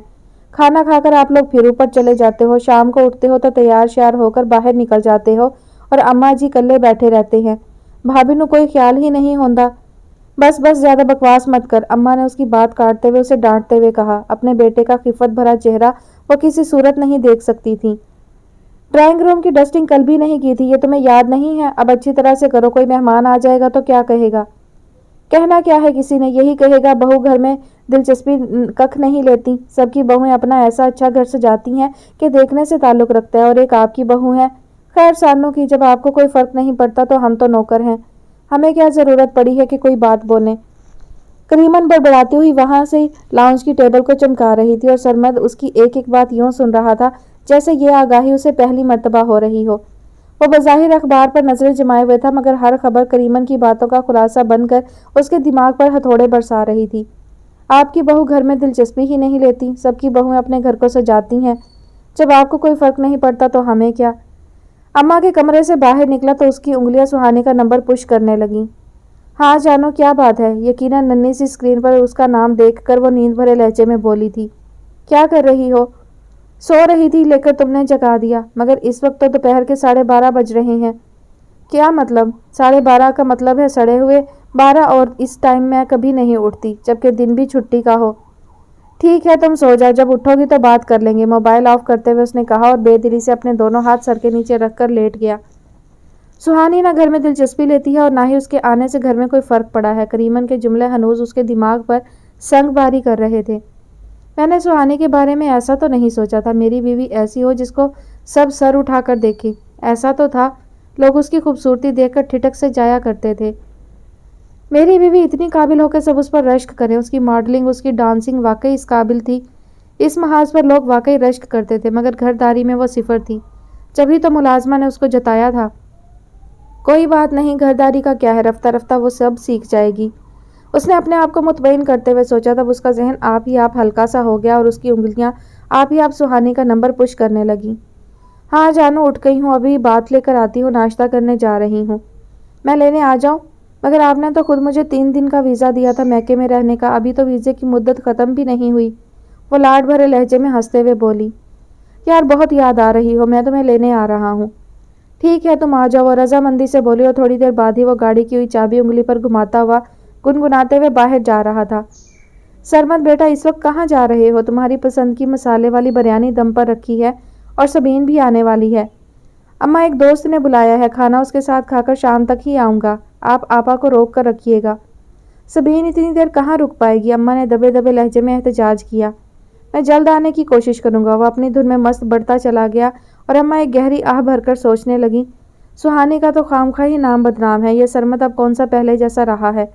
जब अपना बेटा ही बदल जाए तो पराये को इल्ज़ाम देना कहाँ की अक्लमंदी है। वक्त ने अपना चोला कैसा बदला था। हंसी उसके लबों से रूठ चुकी थी, आंखों की जोत बुझ गई थी और लब तो जैसे मुस्कुराना भूल गए थे। कितना बड़ा उसका नुकसान हुआ था, वो ये सोचकर ही कांप जाती थी। अपनी तही दामनी पर वो तन्हाइयों में बिलक उठती थी। निकाह का चारा, मेहर का चारा, ऐसा था जिसमें वो अपने आप को ही भूल बैठी थी। अम्मा को होश आ गया था। नाजिया ने बात को दूसरा रुख दे दिया था कि राबिया ने किसी टीवी के ड्रामे की रिहर्सल में हिस्सा लिया था, जिसकी कहानी वो नाजिया को सुना रही थी। नाजिया ने अम्मा को ये यकीन दिलाया था कि अब राबिया किसी ऐसे काम में हिस्सा नहीं लेगी। तू सच कह रही है ना राबिया? अम्मा ने बेएतबारी से बेटी को देखते हुए कहा। तब राबिया ने अपना सर अम्मा के पैरों पर रखते हुए कहा, प्यारी अम्मा, अब मैं कहीं नहीं जाऊंगी। वो ऐसे सिसक रही थी कि अम्मा भी परेशान हो गई। बेटा, मैं तो पहले ही कहती थी कि कॉलेज के सिवा कहीं ना जाओ। अम्मा को बेटियों की बातों का यकीन आ गया था, इसलिए वो राबिया को समझाते हुए बोली, नहीं अम्मा, अब तो मेरा कॉलेज जाने को भी दिल नहीं चाहता। जितना मेरे नसीब में पढ़ना था पढ़ लिया। वो हनूज सिसकियां ले रही थी। मगर तेरे तो इम्तिहान होने वाले थे। होने वाले नहीं थे, हो भी गए। फिर क्या हुआ, पास हुई तू? अम्मा का लहजा भी सवालिया था। नाजिया आपा को मतवाहिश अंदाज में देख रही थी कि पता नहीं आपा क्या कह दें। इस वक्त राबिया अपने आप में नजर नहीं आ रही थी। हिचकियों ने उसके सारे वजूद को लर्जाया हुआ था। अरे चुप क्यों है, जवाब दे ना। अम्मा, मैं फेल हो गई, बमुश्किल उसके लबों से निकला। तेरे कॉलेज वाले तो कहते थे कि तू बहुत लायक फाइक है। ओफ वो अम्मा, इम्तिहान तो इम्तिहान होता है, नाजिया ने उलझ कर कहा। मगर काबिल बच्चे तो अच्छे नंबरों से पास होते हैं, और फिर राबिया तो शुरू से फर्स्ट आती रही है। वो तो नालायक नहीं थी। अम्मा अपने मौकिफ पर डटी हुई थी। अम्मा, मैं लायक होने के बावजूद बहुत बुरी तरह फेल हो गई हूँ। अब राबिया दहाड़े मारकर बुरी तरह रो रही थी। राबिया को इस अंदाज में रोते हुए उन्होंने कभी भी नहीं देखा था। यकदम अम्मा का चेहरा भी फक हो गया। बेटी दुखी हो तो माँ भी दुखी हो जाती है। अम्मा, आपकी बेटी बहुत नालायक है, बेहद बुरी। देखे मैं फेल हो गई, वो सिसकते हुए कह रही थी। अरे पागल हुई है कि इम्तिहान में फेल पास ही तो होता है, 6 सवार तक गिर जाते हैं। अम्मा उसका सर अपनी गोद में रखे अब राबिया को दिलासा दे रही थी। मगर अम्मा, मैं तो ऐसी गिरी हूँ कि उठने की ताब तक नहीं ला रही। प्लीज़ आपा, अपने आप को संभालिए। अंग्रेज़ी कोई हमारी अपनी ज़ुबान थोड़ी है जो उसमें पास हो सकें। इस कदर मुश्किल लैंग्वेज में पास होना कोई आसान रखा है। अंग्रेज़ों से कह दो कि उर्दू का पेपर पास करना है तो वो शायद पढ़ना ही छोड़ दें। मेरी मैट्रिक में 2nd डिवीज़न पर आपने मजाक उड़ाया था। अगर मैट्रिक में मुझे अंग्रेज़ी, हिसाब और सोशल स्टडीज़ के पर्चे ना देने पड़ते तो यकीन करना आपा, मेरी लाजमी 1st डिवीज़न आती। नाजिया की बात सुनकर अम्मा के लबों पर मुस्कुराहट कूंद गई थी, मगर राबिया हनूज गुमसुम थी। जा बहन के लिए अच्छी सी चाय बना कर ला। रो रो कर इसने अपनी आंखें सुजा ली हैं, अम्मा ने नाजिया से कहा। अम्मा, आप भी अपने बिस्तर पर आराम से लेट जाइए, मैं आपके लिए भी चाय लाती हूँ। नाजिया बावर्ची खाने की जानिब मुड़ी तो राबिया आसमान की जानिब देखती हुई सोचती चली गई कि क्या लड़कियाँ इतनी बेवकूफ़ भी होती हैं जो अच्छे और बुरे की तमीज़ ना कर सके। मैं तो ज़हीन थी, हर बात जानती थी, फिर भी। उसके मुंह से एक आह सी निकल गई। लो आपा, गर्मा गर्म चाय। नाजिया किसी बोतल के जिन की तरह चाय भी बनाकर ले आई थी। प्लीज़ नाजिया, ये चाय तुम ही पी लो और अम्मा को पिला दो। मेरे कलेजे में तो वैसे ही आग लगी हुई है, अब मज़ीद आग अंदर क्या उंडेलूंगी। प्लीज़ आपा, जो हुआ उसे आप भूलने की कोशिश करें। नाजिया, ये सब मेरे लिए आसान नहीं होगा। एक शख्स ने मुझे तबाह बर्बाद कर दिया, मैं ये बात भूल जाऊँ? आप कर भी क्या सकती हैं? क्या जाकर उमैर का सर तोड़ देंगी या उसे गोली मार देंगी? नाजिया ने उसे समझाते हुए कहा। मैं अपने आप को तो गोली मार सकती हूँ, वो दूर कहीं सोचते हुए बोली। हराम मौत मरना चाहती हैं ताकि कोई आपकी नमाज जनाजा भी ना पढ़ाए। अपने चेहरे पर तो कीचड़ मल आई, अपने मरने के बाद अपने बूढ़े माँ बाप के चेहरे पर कीचड़ मलने की भी ख्वाहिशमंद हैं। अल्लाह ना करे, ऐसा तो मैं ख्वाब में भी नहीं सोच सकती। जब ही तो कह रही हूँ कि सब कुछ भूलने की कोशिश कीजिए। नाजिया आहिस्तगी से कहते हुए उसके पास से उठ गई। काश ये सब भूलना मेरे लिए आसान होता, राबिया बड़बड़ाई और उसके जहन में उमैर का मुस्कुराता हुआ चेहरा उभरने लगा। मगर अब उस चेहरे से उसको किसी किस्म की मोहब्बत या चाहत महसूस नहीं हो रही थी। राबिया, तुम बेहद प्यारी हो, तुमसे अच्छा मुझे कोई लगता ही नहीं है। उसकी आवाज़ जैसे उसके कान में गूंजी। और तुम बहुत बुरे हो उमैर, शायद तुमसे ज़्यादा बुरा कोई हो भी नहीं सकता। तुम्हें शायद किसी ने बहका दिया है, मेरे पास आओ तो सही। मैं बहक ज़रूर गई थी, भटक भी गई थी, मगर अब मैं तुम्हारे दाव में नहीं आने वाली। प्लीज़ राबिया, मेरी बात सुनो। मैंने कहा ना, दफ़ा हो जाओ, मैं तुम्हारी शक्ल भी देखना नहीं चाहती। वो नफ़रत से चिल्लाई। प्लीज़ राबिया आपा, क्या हुआ आपको? नाजिया तेज़ी से उसके पास आई, जो चादर ओढ़े अपने आप से गाफिल चिल्ला रही थी। क्या हुआ? उसने मतवाहिश नज़रों से नाजिया को देखा। آپ کیوں بڑبڑا رہی ہیں اور وہ بھی اتنی تیز آواز میں؟ نہیں تو، اسے اپنے اقدام پر حیرت سی ہوئی۔ پلیز آپا اپنے آپ کو سنبھالیے۔ کیسے سنبھالوں نازیہ، مجھ سے برداشت ہی نہیں ہو رہا تو کیا کروں؟ لوگ پیار میں اندھے ہو جاتے ہیں، آپ بھی ہو گئی۔ مگر وہ تو ہمہ وقت شاطر بنا رہا۔ وہ اس لیے کہ عمیر نے کبھی آپ سے محبت نہیں کی تھی، وہ تو اسی طرح کا لٹیرا تھا جس نے آپ کو بھی لوٹ لیا اور آپ سے پہلے نہ جانے اور کتنوں کے ساتھ اس نے یہ سلوک کیا ہو۔ مگر میں تو اس کی گلوکاری پر مر مٹی تھی۔ آپا وہ گلوکار شاید اچھا ہو، مگر انسان ایک شخص برا تھا اور برے لوگوں سے دوستی نہیں رکھی جاتی۔ مجھے اس کو یہ کم از کم بتانا تو چاہیے نا کہ میں اس کی حقیقت سے واقف ہو چکی ہوں، رابعہ نے کہا۔ کوئی فائدہ نہیں ہوگا۔ شرمندہ تو ہوگا نا کہ میں نے اس کی چوری پکڑ لی۔ کیسی بچوں جیسی باتیں کرتی ہیں آپ، اس ٹائپ کے لوگ کیا شرمندہ ہونے والوں میں سے ہوتے ہیں؟ تو میں کیا کروں، اس کو کچھ بھی نہ جتاؤں؟ وہ کسی معصوم بچے کی طرح پوچھ رہی تھی۔ کچھ نہ کہیے کہ وہ آپ کے کہنے سے آپ سے اصلی والا نکاح تو کرنے سے رہا، جس نے مہر کی رقم میں اتنا بڑا جھوٹ، نکاح میں جھوٹ، رجسٹر کے کاغذ پر صرف آپ کے دستخط کروا کے فرضی مولوی بلا کر ڈرامہ رچایا ہو، تو سونے کا سیٹ اور ڈائمنڈ کی انگوٹھی بھی کہاں کی سچائی ہوگی؟ مجھے پورا یقین ہے وہ ساری چیزیں بھی جعلی ہوں گی۔ نازیہ کی ہر بات اس کو سچی لگ رہی تھی اور سر پھٹا جا رہا تھا۔ شاید یہ انگوٹھی اصلی ہو۔ رابعہ کے منہ سے بے اختیار نکلا۔ اس کے ذہن میں عمیر کے وہ نرم اور میٹھے سے جملے گونج گئے تھے جب اس کا ہاتھ اپنے ہاتھوں میں لیتے ہوئے بڑے پریم سے کہا تھا، رابعہ میں کس قدر خوش قسمت ہوں، یہ شہزادی جیسا ہاتھ سدا کے لیے میرے ہاتھ میں آ گیا ہے۔ رابعہ یہ انگوٹھی میری محبتوں کی امین ہے، یہ انگوٹھی میری یادوں کی وہ کرن ہوگی جو ہمہ وقت تمہاری انگلی میں جگمگائے گی۔ جب تم اسے اپنے رخساروں سے مس کیا کرو گی تو تمہارے رخسار سرخ ہو جایا کریں گے۔ وہ کیوں؟ اس نے سادگی سے پوچھا تھا۔ تمہیں میری یاد جو آیا کرے گی، وہ ہنس کر بولا تھا۔ عمیر جب آپ مجھے یاد آیا کریں تو میں آپ کو فون کر لیا کروں گی۔ نہیں بھائی، فون سے اب تسلی نہیں ہو سکتی۔ کیوں؟ پہلے بھی تو ہم دونوں گھنٹوں سیل پر باتیں کیا کرتے تھے۔ مگر اب تمہیں خود آنا پڑے گا، وہ اسے اپنے کلیجے میں بھرتے ہوئے کہہ رہا تھا۔ کمینہ، بہروپیہ کہیں کا۔ رابعہ کے لبوں سے اب اس کے لیے گالیاں نکل رہی تھیں۔ اگلے دن وہ نازیہ کو ساتھ لے کر سونار کی دکان پر پہنچی اور اپنا سیٹ اور انگوٹھی جولر کو دکھائی تو انہوں نے اسے دیکھتے ہوئے کہا، یہاں صرف سونے کے زیورات خریدے اور بیچے جاتے ہیں، آرٹیفیشل جویلری کی دکانیں علیحدہ واقع ہیں، اس کے لیے آپ کو وہاں جانا ہوگا۔ بجھے ہوئے دل کے ساتھ جب وہ دونوں وہاں پہنچی تو وہ ہیرے کی نکلی انگوٹھی صرف 300 روپے کی تھی اور سونے کا سیٹ جو جھومر اور ٹیکے سمیت تھا وہ 1200 روپے کا تھا۔ اس کے بری کے کپڑوں کے بارے میں بھی نازیہ کا یہی کہنا تھا کہ یہ ان بوتیک سے لیے گئے ہیں جہاں استعمال شدہ ڈریسز انتہائی ارزاں قیمتوں پر دستیاب ہوتے ہیں۔ گھر آ کر رابعہ کا چہرہ مزید اتر سا گیا تھا۔ عمیر نے اسے ہر محاذ پر نقصان پہنچایا تھا۔ چھوٹے چھوٹے معاملات میں بھی اس نے کمینگی دکھائی تھی۔ میں بھی پاگل ہوں، جب نکاح ہی نہیں ہوا تو باقی معاملات کی ویلیو ہی کیا رہ جاتی ہے۔ کاش وہ مہر تھوڑا سا ہی رکھ لیتا مگر جعلی نکاح نہ کرتا۔ اس کے اس اقدام نے اسے خود اپنی نظروں میں گرا دیا تھا۔ 4 دن بعد عمیر کا فون آ گیا۔ اپنا موبائل کیوں آف رکھا ہوا ہے تم نے؟ اس نے شکایت کی۔ چارج نہیں تھا، وہ بمشکل بولی۔ یار کب آؤ گی؟ فوراً ہی لہجہ خوش آمدی سا ہو گیا۔ ابھی کچھ نہیں کہہ سکتی۔ جانو آج آ جاؤ نا، وہیں جہاں ہم پہلی بار ملے تھے۔ نہیں عمیر، میں نہیں آ سکتی۔ کیسی بیوی ہو، اپنے میاں کا خیال تک نہیں ہے۔ ہاں بہت بری جو ہوں۔ نہیں جانو تم کیسی ہو، یہ کوئی میرے دل سے پوچھے، ذرا اپنا ہاتھ بڑھاؤ اور میرے دل پر رکھو۔ ہاں اب بتاؤ، میرے دل کی دھڑکن تمہیں اپنے دل میں محسوس ہو رہی ہے یا نہیں؟ کوئی اور وقت ہوتا تو رابعہ عمیر کے یہ جملے سن کر ہی شرما جاتی اور آنے کی اسی لمحے حامی بھر لیتی، مگر وہ اپنے آپ پر حتی الامکان قابو پاتے ہوئے بولی، سوری عمیر، میں نہیں آ سکوں گی۔ کیا مصیبت آ گئی جو آیا نہیں جا رہا؟ رکشے کے پیسے نہیں ہیں یا ٹیکسی نہیں ملتی؟ کہو تو گاڑی بھجوا دوں۔ میں نے بتایا نا اماں کی طبیعت خراب ہے۔ ارے اپنی اماں کو گولی مارو۔ کیا کہہ رہے ہو تم؟ جانتے بھی ہو۔ ہاں ٹھیک کہہ رہا ہوں، تم فوراً آؤ، تھوڑی دیر بعد چلی جانا۔ نہیں میں ایسا ہرگز نہیں کر سکتی، اس نے دانت پیس کر کہا۔ رابعہ میں نے نکاح نامے کی کاپی بنوا لی ہے، کم از کم تم اپنی کاپی تو حفاظت سے اپنے پاس رکھو، وہ اسے ڈاج دیتے ہوئے بولا۔ اچھا تم نے کاپی بنوا بھی لی؟ وہ تنک کر بولی۔ مجھے معلوم ہے تم اسی بات سے ناراض ہو، مگر میں اپنی مصروفیت کے سبب ہمیشہ بھول جایا کرتا تھا۔ مگر کل میں نے خاص طور پر مولانا صاحب کے پاس جا کر ان سے کہا، وہاں سے نکاح نامے کی کاپیاں بنوائیں، اب تم آ رہی ہو تو تم بھی اپنے ساتھ لے جانا۔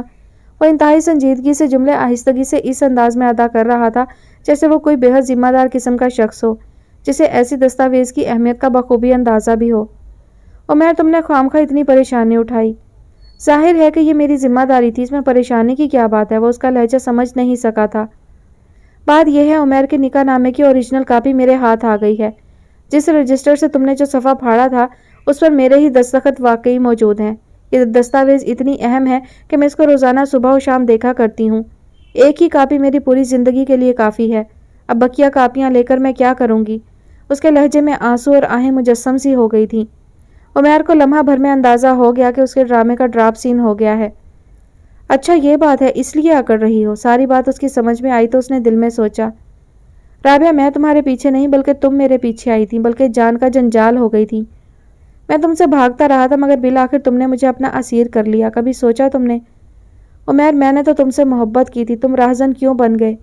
मेरी मोहब्बत का ये जवाब तो नहीं होना चाहिए था। मोहब्बत करने वाले ऐसे घटिया सलूक तो नहीं किया करते। राबिया ज़िंदगी को खुशी के साथ गुजारना ही असल ज़िंदगी होती है और जो कुछ हुआ हम दोनों की बाहमी रजामंदी से हुआ। तुम भी खुश थी और मैं भी, और असल ज़िंदगी भी यही होती है। मगरिब में तो लोग इसी तरह ज़िंदगी गुजारते हैं। शादी के चक्कर में अब बहुत कम लोग पड़ते हैं, मगर मुझे कुत्ते बिल्लियों की सी ज़िंदगी गुजारना पसंद नहीं और ना ही मैं ये इजाज़त दूंगी कि तुम मेरे साथ जना करो। मैं लानत भेजती हूँ ऐसी ज़िंदगी पर जो गुनाह करते हुए गुजारी जाए। अरे पागल हो गई हो तुम? मेरे कितने ही फ्रेंड्स इसी तरह वक्त गुजारते हैं, मगर मैं ऐसे नहीं गुजार सकती। पारसा तो तुम नहीं रही तो अब हर्ज भी क्या है? वो बेरहमी से हंसते हुए बोला, मेरे साथ जो कुछ भी हुआ अनजाने में हुआ। तुम्हारी मक्कारी के तो फैल हुआ जो मुझ जैसी लड़की तुम्हारे झांसे में आ गई। राबिया क्या तुम मुझसे मोहब्बत नहीं करती हो? अब वो दूसरा दाव आजमा रहा था। काश ना की होती तो इस अंजाम को तो ना पहुंची होती। एक गरीब घराने की लड़की की आबरू भी तुमने लूट ली। मुझे तो बिल्कुल ही कंगाल करके रख दिया तुमने। अब वो फूट फूट कर रो रही थी। प्लीज़ रो मत राबिया, मुझे तकलीफ़ हो रही है। किसी को तकलीफ़ पहुंचाकर तुम्हें भी तकलीफ़ होती है? वो तमस्खर से हंसकर बोली। प्लीज़ राबिया पहले मेरी बात सुनो, वो रसान से बोला। तुम कहोगी तो मैं माहाना रकम बांध दूंगा तुम्हारी। वो क्यों? वो बिफर उठी। बेवकूफ़ लड़की, पहले पूरी बात तो सुन लो। इससे तुम्हारे घरेलू मसाइल भी हल हो सकते हैं और तुम्हारे अपने ज़ाती खर्चे भी पूरे हो जाएंगे, कपड़े कॉस्मेटिक्स वगैरह के। उमैर मैं तवाइफ नहीं हूँ, वो जैसे रो दी। मैं ये बात कब कह रहा हूँ? मैं तो चाहता हूँ कि तुम मेरी एक अच्छी दोस्त बनकर रहो, कि अब मैं तुम्हारे बगैर नहीं रह सकता। उसका मतमय नज़र सुनकर उसका गुस्सा मजीद भड़क उठा। उमैर तुम जैसे लोगों को कोठों पर जाना चाहिए और याद रखो कि कभी किसी शरीफ लड़की को तवाइफ बनाने की कोशिश ना करना। पागल हो तुम, मोटी अकल को मेरी बात ही समझ में नहीं आ रही है। वो झंझलाया। मैं तो जिस लड़की की तरफ इशारा कर दूं वो दौड़ी चली आएगी और अपना तन मन धन सब मुझ पर वार देगी। मेरी हमराही के लिए फ़ख्र आमेज़ होगी। अगर तुमने मेरा हाथ थामा तो इसका मकसद कुछ पाना ही था ना। सिर्फ राबिया को कौन जानता था? अब मेरे नाम के साथ तुम्हें सब जान जाएंगे। वो तकब्बर आमेज़ लहजे में कह रहा था। तो फिर ऐसी लड़कियों से राब्ता करो जो तुम्हारे हिसाब से रहना चाहती हो, वही तुम्हारे काम आएंगी। उमैर मैं ऐसी नहीं हूँ जैसी तुम मुझे समझ रहे हो। मुझे तुमने निकाह का चारा डालकर लूटा है। वो फिर रोने लगी। मगर राबिया जानी अब मैं इस दिल का क्या करूँ जो तुम्हारे सिवा किसी का नाम ही नहीं लेना चाहता। वो मक्कारी से हंसते हुए बोला। कहना क्या चाहते हो तुम? उसके अंदाज से वो खौफजदा हो गई। तुम मुझसे इतनी आसानी से पीछा नहीं छुड़ा सकती। तो फिर आइंदा सैटरडे शराफत से मेरे पास आ जाना, वरना इतवार को तुम्हारे मोहल्ले के हर घर में तुम्हारी खसूसी तस्वीर पहुंच जाएंगी। क्या कह रहे हो तुम? मैं बकता नहीं हूँ, सच कह रहा हूँ। उमैर तुम्हें हो क्या गया है? वो परेशान होकर रो रही थी। तुम मुझसे मिलती रहो तो फ़ायदे में रहोगी, मगर मैं तो तुम्हारे गीतों से मोहब्बत करती थी और मैं तुम्हारी जवानी से। वो बेबाकी से हंसा। और जो चीज़ मुझे पसंद आ जाए उसे मैं हर हालत में हासिल कर लिया करता हूँ। तब लड़ते हाथों से उसने फ़ोन ही बंद कर दिया था। अब क्या होगा नाजिया? बावर्ची खाने में काम के बहाने दोनों बहनें बैठी बुरी तरह रो रही थीं। आपा मेरी समझ में खुद नहीं आ रहा कि करें तो क्या करें। मैं खुदकुशी कर लेती हूँ तो वो फिर क्या कर सकता है? नहीं आपा, ये कोई हल नहीं है। फिर मैं उसके पास चुपचाप चली जाती हूँ। इस तरह तो वो जब दिल चाहे धमकी देकर बुला सकता है। तो फिर मैं क्या करूँ? वो दोनों हाथों से अपना सर थाम कर बोली। आप कहें तो मैं अजमल को बता दूं, शायद वो इस ज़मन में हमारी कोई मदद कर सकें। फिर मैं अजमल की नज़रों में भी जलील हो जाऊंगी। नाजिया का दिल चाहा कि उसे बता दे कि वो पहले ही जलील हो चुकी है, मज़ीद क्या होगी। नाजिया कुछ सोचो तो सही कि हमारी मदद कौन कर सकता है। आपा मेरे जहन में तो सिवाय अजमल के कोई दूसरा नाम ही नहीं है। नहीं, तुम्हारा मियाँ अपने घर में मुझे जलील करके रख देगा। आपा ऐसी बात नहीं है। अजमल मुझसे मुतल्लिका कोई बात भी अपने घर वालों को नहीं बताता। ऐसा लगता तो नहीं है वो। आपा किसी के चेहरे पर तो ये नहीं लिखा होता कि कौन अच्छा है और कौन बुरा। उमैर को आपके ख्याल से अच्छा ही होना चाहिए था, मगर किस कदर कमीना निकला। اجمل کے بارے میں گو آپ کی رائے شاید اچھی نہ ہو، مگر میں جانتی ہوں کہ ان میں خوبیاں زیادہ ہیں۔ یقیناً وہ تمہارے ساتھ اچھا ہوگا، مگر میرا رشتہ دوسرا ہے۔ اس کے سامنے ایسی باتیں کرنے کا مطلب یہی ہوگا کہ ساری زندگی اس کی نظر میں میری عزت 2 کوڑی کی رہے گی۔ میں کبھی اس سے نظر ملا کر بات نہیں کر سکوں گی۔ نازیہ کا دل چاہا کہ وہ پوچھے، کیا اب بھی تم اپنے آپ کو عزت دار سمجھتی ہو؟ مگر سمجھداری کا تقاضا یہی تھا کہ وہ چپ چاپ رابعہ کی ہر بات سنتی رہے، اس لیے وہ ایک لفظ بھی نہیں بولی۔ نازیہ تم چپ کیوں ہو گئی؟ اس کی خاموشی بھی رابعہ کو دہلائے دے رہی تھی۔ کیا بولوں آپا، اب بولنے یا کچھ کہنے کے لیے بچا ہی کیا ہے؟ نازیہ پلیز اجمل سے اس بارے میں کچھ مت کہنا۔ تو پھر کیا کروں؟ آپ ہی مجھے بتا دیجئے، میرا دماغ ہی کام نہیں کر رہا اور ٹھنڈے پسینے الگ آ رہے ہیں۔ میں سوچ رہی ہوں کہ کل اسے ملنے کے لیے چلی جاتی ہوں، وہ آنکھوں میں آنسو سجائے روندے ہوئے لہجے میں بولی۔ آپا پھر یہ سلسلہ رکنے میں نہیں آئے گا۔ اس کی ماں کو جا کر بتاؤں کہ تمہارے سپوت نے کیا حرکت کی ہے؟ اس کی ماں آپ کی کسی بات کا یقین ہی نہیں کرے گی۔ اس کے گھر فون کر کے تو سب کہانی سنا سکتی ہوں۔ مت بھولیے آپا کے مشہور لوگوں کو اسی طرح تنگ کرتی ہیں خواتین، آپ مزید بدنام ہو جائیں گی۔ اگر میں اسے ملنے کے لیے نہیں گئی تو وہ نہ جانے کیسی تصاویر محلے میں بانٹ دے گا۔ بکواس کر رہا ہوگا وہ، شاید آپ کو ڈرایا ہوگا۔ پتہ نہیں کرمنل ذہن کا شخص ہے، کیا پتہ اس کے اوباش دوستوں نے ہمارے بیڈ روم میں کوئی کیمرہ فٹ کر رکھا ہو۔ اس وقت تو آپ پہلے 2 رکعت توبہ کی نیت سے نماز پڑھیے، پھر کچھ سوچتے ہیں۔ نازیہ سوچنے کے لیے رکھا ہی کیا ہے، میرا تو دل بیٹھا جا رہا ہے۔ مجھے بھی آبا بے حد ڈر لگ رہا ہے۔ کاش میں عمیر کی چاہت میں اتنا آگے نہ بڑھی ہوتی تو چاروں طرف سے مصیبتیں یوں مجھ پر دھاوا نہ بولتی۔ ٹھیک کہہ رہی ہیں آپ، نازیہ نے تائید میں سر ہلاتے ہوئے کہا اور دوپٹے میں اپنے آنسوؤں کو سمیٹ لیا جو چپ چاپ رخساروں پر بہے جا رہے تھے۔ ڈر، خوف اور وحشت نے دونوں بہنوں کو سراسیمہ سا کر رکھا تھا، نہ کھانا کھایا جا رہا تھا اور نہ ہی نیند آنکھوں میں آ رہی تھی۔ کہیں ایسا نہ ہو جائے، کہیں ویسا نہ ہو جائے، یہی خیال دل کو ہلا رہا تھا۔ رابعہ نے اپنا موبائل مستقل بند کر کے باسکٹ میں ڈال دیا تھا، گھر کا فون بھی وہ زیادہ تر انگیج رکھ رہی تھی۔ بابو جی گھر میں آتے تو وہ خود ریسیور اٹھا کر کریڈل پر رکھ دیتے۔ یہ فون نیچے کیوں رکھ دیتی ہو؟ ایک دن انہوں نے نازیہ سے پوچھا۔ اماں کی نیند خراب ہوتی ہے نا، اس لیے ریسیور نیچے رکھ دیتے ہیں۔ 4 دن سکون سے گزر گئے تھے، آج ہفتہ تھا۔ صبح سے رابعہ کو وحشت ہو رہی تھی۔ گھر کے فون کی گھنٹی بجی، بابو جی نے فون اٹھایا تو انہوں نے رابعہ کو آواز دی۔ رابعہ کی جان نکل گئی۔ بیٹا تمہاری کوئی سہیلی بول رہی ہے، بابو جی اس سے کہتے ہوئے باہر نکل گئے۔ مرے ہوئے قدموں سے وہ کمرے تک پہنچی، فون کانوں سے لگا کر دھیمے سے ہیلو کہا۔ جانو آج تمہارے گھر کے مین سٹاپ پر میری گاڑی کھڑی ہوگی، تم ٹھیک 12 بجے وہاں پہنچ جانا، عمیر اس سے کہہ رہا تھا۔ اماں کی طبیعت بہت خراب ہے، وہ دھیمے سے لہجے میں خوشامدانہ لہجے میں بولی۔ اب اگر تمہاری اماں 5 سال تک لٹکتی رہیں گی تو کیا میں تم سے ملوں گا نہیں؟ مگر تمہارا مجھ پر کوئی حق تو نہیں ہے نا؟ آج کل حق اور فرض کون ادا کر رہا ہے؟ وہ کمینگی سے ہنستا ہوا بولا۔ مگر میرے ساتھ تو تم نے دھوکہ کیا ہے، میرا کتنا بڑا نقصان کیا ہے، کچھ اندازہ بھی ہے؟ نہ چاہتے ہوئے بھی وہ تلخی سے بولی۔ ہر پھیرے پر میں نے تم پر 2 سے 2,500 خرچ کیے ہیں، پھر بھی نقصان کی بات کرتی ہو۔ زیور بنا کر دیا تمہیں، ڈائمنڈ کی انگوٹھی دی تمہیں، اب وہ اس پر اپنے احسانات جتا رہا تھا۔ نقلی اور جھوٹے زیوروں کی بات مت کرو۔ چلو تم آ جاؤ، میں سچے گہنے دلوا دوں گا۔ مجھے نہیں چاہیے۔ آج جو سوٹ تمہارے لیے لایا ہوں دیکھ کر خوش ہو جاؤ گی، اور کلر بھی تمہارا پسندیدہ ہے، پرپل کلر میں۔ مجھے نہیں چاہیے عریانیت زدہ کپڑے۔ اب زیادہ بکواس کرنے کی ضرورت نہیں ہے، آج تم آ رہی ہو۔ قسم خدا کا پورا 1 ہفتہ ہو گیا تمہیں دیکھے ہوئے۔ یہ کہہ کر اس نے خود فون بند کر دیا۔ 11:15 بجے وہ گھر کا سودا سلف لانے کے لیے بڑی سی چادر اوڑھ کر نکلی۔ وہ یہ سوچ کر نکلی تھی کہ 15 منٹ میں گھر واپس بھی آ جائے گی، مگر وہ جب سیاہ کار کے قریب سے گزری تو پچھلا دروازہ تیزی سے کھلا اور کسی نے اسے اندر کھینچ کر اس کے منہ پر ہاتھ رکھ دیا، اور جب اس کے ہوش بحال ہوئے تو وہ اسی کمرے میں تھی جہاں شادی کا ڈرامہ کھیلا گیا تھا۔ عمیر مجھے معاف کر دو، میں تمہارے آگے ہاتھ جوڑتی ہوں، میں غریب مگر ایک شریف گھرانے کی لڑکی ہوں، تم سے محبت کے طفیل میں اس راہ تک آ گئی ہوں، پلیز مجھے معاف کر دو۔ وہ اس کے پاؤں پکڑ کر روتی رہی۔ پاگل، تمہیں رلانے کے لیے تھوڑی لائے ہیں، تم سے تو محبت ہو گئی ہے، تمہارے بغیر رہ ہی نہیں سکتے تو کیا کریں؟ عمیر اس کے بالوں میں منہ چھپاتا ہوا بولا تو وہ مارے غم اور دکھ کے روحانسی سی ہو گئی۔ کتنی عجیب بات تھی، آج اس کی ہمراہی میں اس کا ایک ایک پل بھاری تھا۔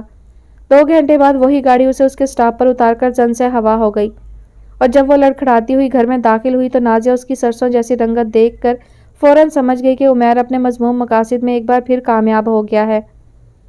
بدلتے ہوئے موسم کا اثر تھا، سرمد کی اماں کو بخار کے ساتھ بدہضمی بھی ہو گئی اور وہ بری طرح پریشان سی ہو گئی۔ جہاں اپنی بیٹی سبین کو فون کیا وہاں اپنی بھانجی کو بھی فون پر اپنی دگرگوں حالت کی اطلاع دے دی۔ نتیجہ صاف ظاہر تھا، دونوں ہی بھاگی چلی آئیں۔ سرمد آفس جا چکا تھا، سہانی اپنے کمرے میں تھی اور اماں اپنے بستر پر چپ چاپ بیٹھی تھی۔ بخار گو تیز نہیں تھا مگر حرارت کے باعث چہرہ تمتما رہا تھا۔ صبح آپ نے کچھ کھایا؟ سبین نے ماں سے پوچھا۔ ککھ بھی نہیں لیا، ساری ناشتے کی ٹرے واپس کر دی، کریمن نے انہیں اطلاع دی۔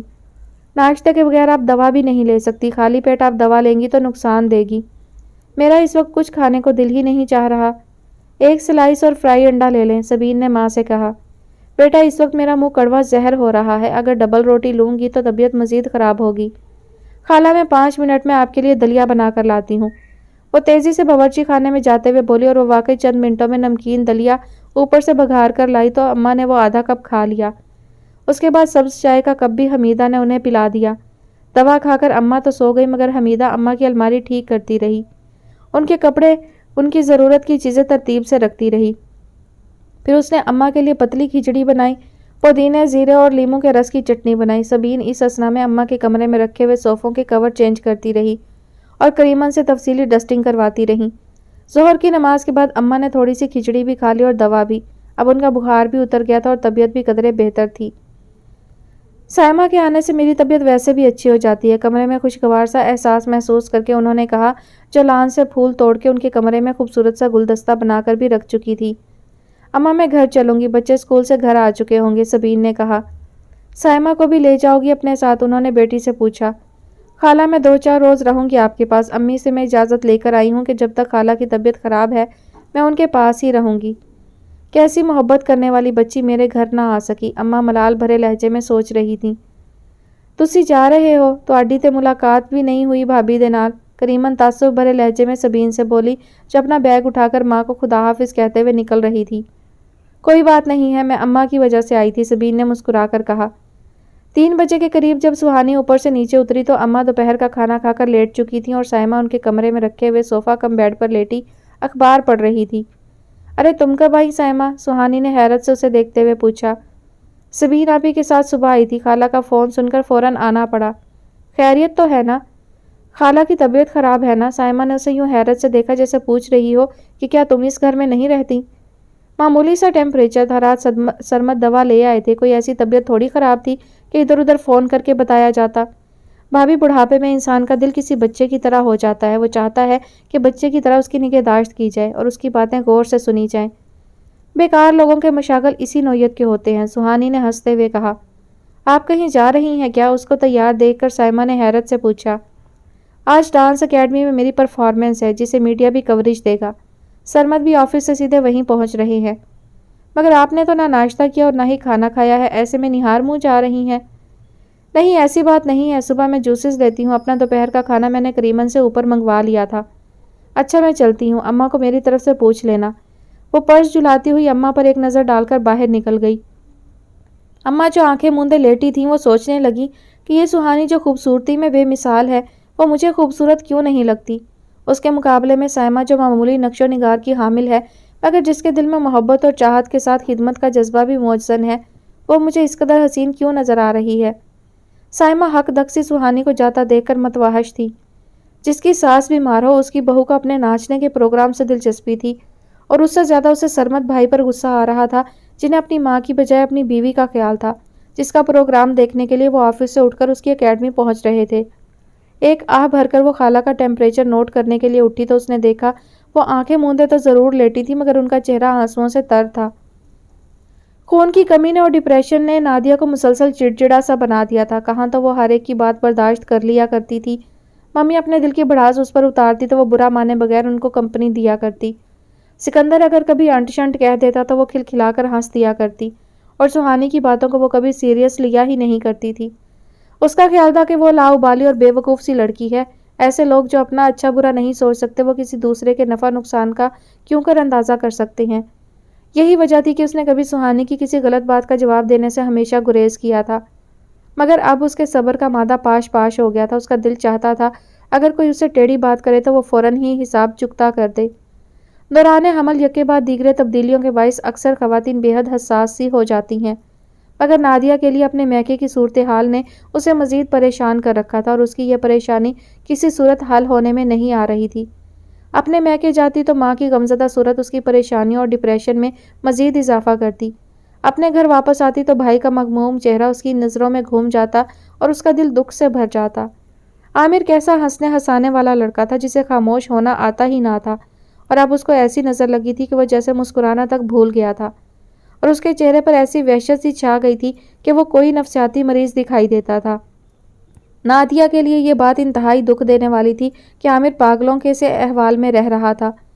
راتوں کو وہ جاگتا اور سارا دن وہ سوتا رہتا، نہ جانے کیسی نیند تھی جو کسی طرح پوری ہی نہ ہوتی، اور وہ بغیر کھائے پیے سوتا رہتا، حالانکہ وہ کھانے پینے کا بے حد شوقین تھا۔ اپنی پسند کے کھانے وہ بنوایا کرتا تھا، اور اب یہ عالم تھا کہ اس کا کوئی بھی چیز رغبت سے کھانے کو دل ہی نہیں چاہتا تھا۔ نادیہ اپنے بھائی کی حالت کی ذمہ دار سہانی کو ہی سمجھتی تھی، جس کی جھوٹی محبت کے طفیل عامر کی زندگی ایک ایسے بھنور میں پھنس گئی تھی جس میں سے اس کا نکلنا دشوار نظر آ رہا تھا۔ ایسے میں ہنستی مسکراتی سہانی بات پہ بات پر کہہ کہوں کے گولے چھوڑتی ہوئی جب شاداب ہاؤس میں آتی تو نادیہ کا دل چاہتا اس کا منہ نوچ لے یا تھپڑوں سے اس کا منہ ایسا سجا دے کہ وہ آئندہ ہنسنے یا مسکرانے کے قابل نہ رہے، مگر یہ باتیں صرف سوچی جا سکتی تھی، ان پر عمل نہیں کیا جا سکتا تھا۔ شاداب ہاؤس سہانی کا اپنا میکہ تھا، اور لڑکیوں کا اپنے میکے میں آنے کا کوئی ٹائم نہیں ہوا کرتا ہے۔ وہ جب دل چاہے آ جائیں۔ ہر ماں کے بازو اپنی بیٹی کے لیے ہر وقت کھلے رہتے ہیں۔ نادیہ پوری کوشش کرتی کہ زیادہ اس کا سامنا نہ ہونے پائے کہ وہ اس کو دیکھ کر لپ جھپ ادھر سے ادھر تو ہو ہی جاتی تھی، مگر ایک گھر میں رہتے ہوئے ایسا مشکل نہیں تو ناممکن ضرور تھا۔ آتے جاتے اس کی سہانی کے ساتھ مٹ بھیڑ ہو ہی جاتی، اور نہ چاہتے ہوئے بھی اسے دیکھ کر اسے اپنے لبوں پر مسکراہٹ سجانی پڑتی۔ سہانی آج کل تمہاری سکن زیادہ فیئر ہو رہی ہے، ممی نادیہ کو دیکھ کر سہانی سے کہتی۔ میری تو شروع سے ہی ایسی ہے نا بھابھی، سہانی اس کو بھی گھسیٹ لیتی۔ ہاں، وہ ہنکارا بھر کر اپنی جان چھڑاتی اور کوشش کرتی کہ ان دونوں ماں بیٹیوں کے سامنے آن کی آن میں غائب ہو جائے۔ نادیہ دیکھو تو صحیح، ماشاءاللہ سہانی کے رخساروں پر کیسی گلابیاں دھرنا دے کر بیٹھ گئی ہیں۔ ہاں بھابھی، سرمد بھی یہی کہتے ہیں کہ میری وجہ سے تم زیادہ خوبصورت ہو گئی ہو۔ شادی کے بعد فرق تو پڑتا ہی ہے، ممی سن کر ہاں میں ہاں ملاتی۔ مگر ممی سرمد تو یہاں کہتے ہیں کہ اس پورے شہر میں میری سہانی جیسا کوئی بھی نہیں ہے۔ وہ قصدن لہجے کو شرمیلا بنا کر جتاتی ہوئی نظروں سے نادیہ کو دیکھتے ہوئے کہتی، مگر نادیہ بغیر کوئی تبصرہ کیے کمرے سے نکل جاتی۔ دیکھا ممی آپ نے، سہانی اس کو جاتا دیکھ کر ماں کو ٹہوکا دیتے ہوئے کہتی۔ ہاں سب دیکھ رہی ہوں، مجھے دیکھ کر بھابھی جلتی کیوں ہے؟ اس کی تو عادت ہے جلنے کی، میں کوئی اچھی ساڑی پہن لوں، کوئی اچھی جولری خرید لوں، حد تو یہ ہے کہ کوئی مہنگا پرفیوم استعمال کر لوں تو کلس کر رہ جاتی ہے، اور اس کی آنکھیں جیسے تمسخر سے میرا مذاق اڑاتی ہیں کہ دل چاہتا ہے ان کو نکال کر باہر پھینک دوں۔ پاگل ہو تم لوگ، اس کی حالت تو دیکھو کہ کیسی ہو رہی ہے، ایک دم پیلی پڑ رہی ہے۔ ڈاکٹر کہہ رہی تھی کہ نادیہ کا آپریشن بھی ہو سکتا ہے، بجائے اس کے کہ ان دنوں اس کا خیال رکھو، اس کی شکایتیں جمع ہو رہی ہیں۔ پاپا اگر کوئی بات سن لیتے تو نادیہ کی وکالت کرتے۔ دنیا سے انوکھا بچہ نہیں جن رہی وہ، دنیا بھر کی عورتیں یہ کام کرتی رہتی ہیں۔ ہمیں کسی نے ہتھیلی کا پھپولا بنا کر رکھا تھا جو ہم اسے بنائیں۔ ممی پاپا کو بھی بے مہار سناتی۔ شاداب بیگم تم تو ہمیشہ اکیلے گھر میں رہی ہو، سفید کو سیاہ بھی کیا تو کوئی پوچھنے والا نہیں تھا، اور نوکر چاکر کی سہولت ہر دور میں تمہارے ساتھ رہی ہے۔ اب اگر تم اپنی اکلوتی بہو کا خیال کر لو گی تو تمہارے سر پر کوئی پہاڑ نہیں گر پڑے گا۔ آخر تمہارا پوتا پوتی آ رہا ہے، تمہیں تو خوش ہونا چاہیے، پاپا اکثر انہیں سمجھایا بھی کرتے۔ آج کل بیٹے اپنے نہیں رہے ہیں، آپ پوتا پوتی کی بات کر رہے ہیں، وہ کندھے جھٹک کر کہتی۔ نادیہ بہت اچھی لڑکی ہے، سنجیدہ اور متین سی، سب کا خیال رکھنے والی۔ آج کل وہ کتنی کمزور اور پسماندہ سی دکھائی دے رہی ہے، مگر کسی سے کچھ کہتی تک نہیں ہے۔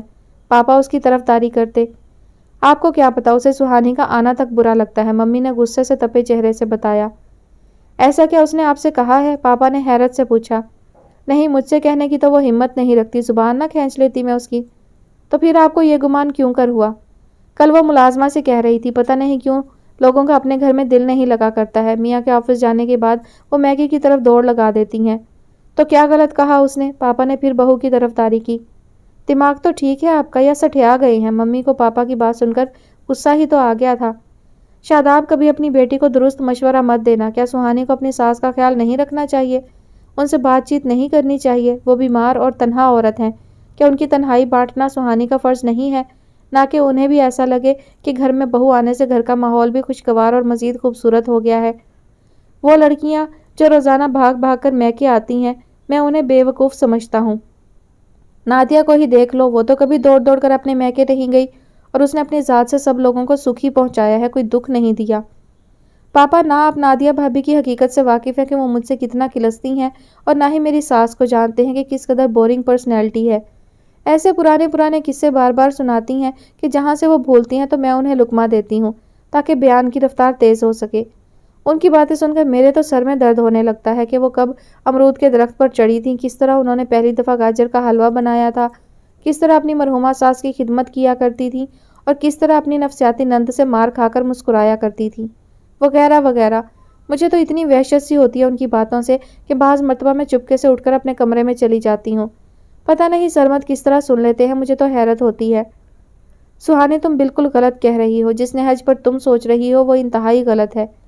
سرمد اگر آج چپ ہے تو کل چپ نہیں رہے گا۔ سرمد اگر آج تمہاری کوتاہیوں کو نظر انداز کر رہا ہے تو کل ان کوتاہیوں کا جواب طلب کرتا نظر آئے گا۔ اگر تم سرمد کی ماں کی تنہائی دور کرو گی تو وہ اس سے تم سے خوش ہوگا، اور اس کی خوشی سے بھی سرمد خوش ہوگا۔ جو لڑکیاں صرف شوہر کی خوشی کے علاوہ اس کے والدین سے منہ موڑ لیتی ہیں وہ انتہائی کوتاہ اندیش ہوتی ہیں۔ پاپا اگر میں آپ کی بات مان لوں تو بڑی بی کا تو یہ بھی دل چاہتا ہے کہ میں دوپہر میں ان کے کمرے میں ہی بیٹھوں۔ کیا حرج ہے بیٹا؟ پتہ نہیں تم کس دور میں رہ رہی ہو جسے نہ اپنے بزرگوں کا خیال ہے اور نہ ان سے محبت، بلکہ ان کے وجود کو اپنے لیے ایک بوجھ محسوس کرتے ہیں۔ پاپا بکتے جگتے اپنے کمرے میں چلے گئے تھے۔ سہانی ایک دم خاموش سی ہو گئی تھی۔ سٹیا گیا ہے تمہارا باپ، ممی نے مسکرا کر اسے دیکھتے ہوئے کہا۔ میری بات مانو، جو تم کر رہی ہو وہ صحیح کر رہی ہو۔ بڑھیا کو کبھی اپنے سر پر مت چڑھانا۔ سرمد تمہارے قابو میں ہے، انشاءاللہ ہمیشہ رہے گا۔ تم بس فٹ فاٹ رہو اور اپنی خوبصورتی اور سمارٹنیس کا زیادہ سے زیادہ خیال رکھو۔ جو شوہر بیوی کے خوبصورتی کے شکنجے میں اترے ہوتے ہیں وہ ہمہ وقت ان میں ہی کسے رہتے ہیں۔ واقعی ممی، سہانی نے خوش ہو کر کہا۔ ہاں میری جان، تم ہمیشہ سرمد کے دل و دماغ پر چھائی رہو گی، ممی نے مسکرا کر کہا۔ یہ کوئی دنیا سے انوکھی بات تو نہ تھی، لڑکیوں کے رشتے آیا ہی کرتے ہیں، نہ اس میں غصے کی ضرورت تھی اور نہ ہی خفگی دکھانے کی۔ جو رشتے پسند نہیں آتے ان کو بھی شائستہ انداز میں ٹال دیا جاتا ہے۔ ایسا کبھی نہیں ہوا کرتا کہ لڑکے والوں کو ان کی اوقات بتا کر انہیں ذلیل کر کے گھر سے باہر نکالا جائے۔ اور پھر اعظم تو اچھا لڑکا تھا، پڑھا لکھا، اچھی جاب پر فائز۔ اس نے رشتہ بھجوانے سے قبل شہلا کی مرضی بھی پوچھ لی تھی۔ شہلا نے جھجکتے اور شرماتے ہوئے اقرار کر لیا تھا۔ اس کے باوجود اس کے گھر والوں کے ساتھ اس کی ماں نے جو سلوک کیا تھا وہ کسی صورت بھی مناسب نہیں گردانا جا سکتا تھا۔ مارے شرم اور خفت کے شہلا کا برا حال تھا۔ اس نے ایسا تو کبھی سوچا بھی نہیں تھا۔ چھوٹی بہن کی تمسخر بھری نظریں اسے الگ چھید رہی تھیں۔ آخر تم نے یہ رشتہ منع کیوں کر دیا؟ ابو آہستگی سے پوچھ رہے تھے۔ اب وہ بولنے تو لگے تھے مگر آواز کا والیوم خاصا دھیما سا تھا۔ چاہنے کے باوجود ان کی آواز تیز نہیں نکل پائی تھی۔ میں نے اس لیے منع کیا کہ وہ مجھے لچا لفنگا سا لگا تھا، امی نے اس قدر چیخ کر کہا کہ ان کی آواز یقیناً کرایہ داروں تک ضرور پہنچی ہوگی۔ ابو نے جب انہیں چپ کرانے کی کوشش کی تو انہوں نے ہزاروں بہتان اس پر دھر دیے تھے، جیسے اس تمام معاملے میں صرف اس کی ہی ذات قصوروار ہو۔ شہلا بے حد چپ چاپ سی تھی، اس کی خاموشی میں اس کی چیخیں دبی ہوئی تھی۔ اس کا یہ احساس اس کو من ہی من میں کچوکے دے رہا تھا، جیسے اس سے کوئی بہت بڑی غلطی ہو گئی ہو۔ اس نے اعظم کی حوصلہ افزائی کیوں کی جو اس کے گھر کے لوگ رشتہ لے کر آ گئے؟ اس کی ماں یہ ہرگز نہیں چاہتی کہ اس کی شادی ہو جائے۔ یہ یقین بہرحال اسے ہو گیا تھا اور اب اسے اپنی ماں کی خوشی منظور تھی۔ وہ یہ ہرگز نہیں چاہتی تھی کہ اسے گھر میں نکوسا جائے۔ اعظم کے گھر والوں کو منع کر دیا تھا مگر امی کی لن ترانیاں ختم ہونے کا نام نہیں لے رہی تھی۔ آج کی لڑکیوں کا جب دیدہ ہوائی ہو تو کیا کریں؟ بے حیائی تو دیکھو، اپنے لیے رشتے خود گھیرتی پھرتی ہیں۔ ایسے رشتے کوئی پائیدار تھوڑی ہوتے ہیں، 4 دن کے بعد چلتا کر دیتے ہیں۔ نہ جان نہ پہچان ایسے انجان لوگوں میں کون اپنی لڑکی دیتا ہے جو میں دوں گی؟ کل کلاں کو کوئی پریشانی ہو جائے تو سب ماں باپ کو ہی باتیں سنائیں گے کہ ایسی بھاری تھی جو اٹھا کر پھینک دی۔ آج کل کی لڑکیوں کے دماغ میں نہ جانے کیوں شادی کی جلدی سمائی ہوئی ہے، والدین سے زیادہ خود پریشان رہنے لگی ہیں۔ تب شہلا شرم سے پانی پانی ہو جاتی۔ مرے پر 100 درے محلے کی صفیہ باجی جن سے امی کی دوستی بہت زیادہ تھی، ان کے خاندان کی کسی لڑکی نے کورٹ میرج کر لی تھی، جس کی وجہ سے اس کے والدین کی حالت بہت خراب ہو گئی تھی، اور صفیہ باجی کی باتیں سن کر اس کی ماں اسے جن نظروں سے دیکھ رہی تھی وہ اس کو ایک عجیب سی صورتحال سے دوچار کر رہی تھی۔ شہلا کو یہ محسوس ہو رہا تھا جیسے اس کی ماں اسے یہ باور کرانا چاہتی ہے کہ وہ قابل اعتماد بیٹی نہیں ہے، اور اگر وہ اس پر نظر نہ رکھے تو اس کا انجام بھی ایسا ہی ہو سکتا ہے۔ مائیں تو بیٹیوں کی سہیلیاں ہوتی ہیں۔ ہر بیٹی اپنے دل کی بات خواہ کسی سے نہ کہہ سکے مگر اپنی ماں کو ضرور بتایا کرتی ہے۔ مگر میری ماں نے میرے اور اپنے درمیان کیسی خلیج رکھی ہوئی ہے کہ انہیں مجھ پر رتی بھر بھروسہ نہیں ہے۔ اور نہ ہی ان کے دل میں میرے لیے کوئی عزت ہے۔ محلے کی خواتین کی انٹ شنٹ باتوں کی تائید کرتے ہوئے ان کی نظریں شہلا کو چھید رہی تھیں۔ خفت زدہ سی ہو کر وہ ان کے سامنے سے ہٹ کر اپنے کمرے میں چلی آئی۔ میری مانا تو اب اپنی شہلا کی بھی شادی کر دو، ماشاءاللہ اس کی عمر ہے اب شادی کی۔ میری لاڈوں پلی بیٹی ہے، کانٹوں میں تو نہیں پھینکوں گی۔ اگر کوئی اچھا رشتہ آئے گا تو اس کے فرض سے بھی ادا ہو جاؤں گی، ورنہ اپنے گھر میں عزت سے بیٹھی ہوئی ہے، کسی کا کیا لے رہی ہے؟ پھر بھی تم اس کی ماں ہو، دو چار لوگوں سے کہہ کر رکھو۔ نہیں بھائی، میں کسی کے گھر جا کر رشتے کی بھیک نہیں مانگ سکتی، جس کو ضرورت ہوگی خود چل کر آئے گا۔ تم تو برا مان گئی، میں تو اس وجہ سے کہہ رہی تھی کہ چھوٹی والی بیٹی زیادہ پیاری ہے، 1-2 سال کے بعد اس کے آگے شہلا کو کوئی دیکھے گا بھی نہیں، اس لیے کوشش کر کے شہلا کو تو نمٹا دو۔ صفیہ تم بھی عجیب ہی ہو، شادی کا جب وقت آئے گا تو خود ہو جائے گی، اس کے لیے خوامخواہ کی درد سری پالنے کی بھلا کیا ضرورت ہے؟ رہی بات چھوٹی بیٹی کی تو وہ تو شروع سے ہی خوبصورت ہے، 2 سال بعد کیا اس کے تو ابھی سے رشتے آ رہے ہیں۔ تم کیا کہہ رہی ہو؟ مجھے خود پتا ہے کہ پہلے گڑیا کی ہی شادی ہوگی اور شہلا کا نمبر بعد میں آئے گا۔ اے لو، شہلا سے پہلے تم چھوٹی بیٹی کی شادی کرو گی؟ وہ تو تمہاری شہلا سے 5 یا 7 سال چھوٹی ہوگی۔ اوفو، تم سے یہ کس نے کہہ دیا کہ اب بہنوں کی شادیاں لائن یا نمبر کے حساب سے ہوا کرتی ہیں؟ اب تو زیادہ تر گھرانوں میں پہلے چھوٹی بیٹیوں کی شادیاں ہوتی ہیں اور اس کے بعد بڑی بہنوں کا نمبر آتا ہے۔ ہمارے گھر میں بھی اگر شہلا کی شادی بعد میں ہو گئی تو کون سا آسمان ٹوٹ پڑے گا؟ بھائی عجیب ماں ہو تم نے پہلے سے ہی یہ فرض کر لیا کہ بڑی بیٹی کی شادی بعد میں ہوگی۔ میں حقیقت سے کبھی نظریں نہیں چراتی، اس لیے کہہ رہی ہوں۔ ایک بات پوچھوں، سچ سچ بتاؤ گی؟ صفیہ باجی رازداری سے پوچھ رہی تھی، مگر ان کی آواز شہلا کے کانوں میں صاف سنائی دے رہی تھی۔ ہاں پوچھو۔ شہلا کیا تمہاری اپنی بیٹی ہے؟ اپنی بیٹی کی طرح پالا ہے تو اپنی ہی ہوئی نا؟ کیا مطلب؟ اس کی ماں اس کی پیدائش میں چل بسی تھی، خاصا پیچیدہ کیس تھا، تو میری رضی صاحب سے دوسری شادی ہوئی۔ 1.25 سال کی بچی مجھے منہ دکھائی میں ملی تھی۔ اتنی سی بچی کو میں نے پال کر جوان کیا ہے اور آج تک اس سمت کسی بہن بھائی کو یہ نہیں معلوم کہ کون سگا ہے اور کون سوتیلا۔ کیا شہلا کے ننیال والوں نے اس بچی سے ملنے کی کوشش نہیں کی؟ وہ لوگ غریب تھے، غریب ہے، اس کو لے جا کر کیا کرتے؟ پھر بھی نانی، نانا، خالہ، ماموں کو تو الگ محبت ہوتی ہے۔ سب خرچے سے ڈرتے ہیں، اس لیے کسی کو اس کی محبت نہیں آئی۔ آج تک کوئی نہیں آیا اس کو ملنے اور نہ ہی کچھ دینے۔ حیرت ہے کسی نے مری ہوئی بیٹی کی اولاد کو آ کر دیکھا تک نہیں۔ شروع میں خط بہت آئے تھے رضی کے پاس، مگر میں نہیں چاہتی تھی کہ میرے گھریلو حالات میں زہر گھولیں، اس لیے سب کو ایک فاصلے سے رکھا۔ یوں بھی یہ اس وقت تک رہا جب ہم لاہور کے قریب ہی رہتے تھے۔ کراچی آنے کے بعد کسی نے کوئی رابطہ نہ رکھا۔ رضی بتاتے تھے کہ ان لوگوں کو کبھی گھاس ہی نہیں ڈالی، ورنہ میں مسائل کا شکار رہتی۔ اب کم از کم شہلا میری بیٹی ہے، کسی اور کی ہو کر بھی میری ہے تو کیا یہ میری کامیابی نہیں؟ جبھی تو رضی میرے مشکور رہتے ہیں۔ اور شہلا کو یوں لگا جیسے ابھی ابھی اس کی ماں مری ہو، خود مر گئیں اور مجھے اکیلا چھوڑ گئیں۔ دونوں بازوؤں پر سر رکھے وہ چپ چاپ آنسو بہاتی یہی سوچ رہی تھی، کیا تھا اگر مجھے بھی اپنے ساتھ لے جاتی؟ اس کے آنسو اس کے دل پر گر رہے تھے۔ بچپن کی تمام زیادتیاں جو اس کے ساتھ روا رکھی گئی تھی اسے یاد آ رہی تھی۔ ایک بار امی کے ہاتھ سے ٹرے چھوٹ گئی تھی جس میں رکھے ہوئے چھوٹے کپ اور کیتلی ٹوٹ گئی تھی۔ شہلا تمہاری نظر بے حد بری ہے، تم کہہ رہی تھی نا ابھی کہ یہ کپ اچھے ہیں، اس لیے تو میرے ہاتھ سے ٹرے چھوٹی ہے۔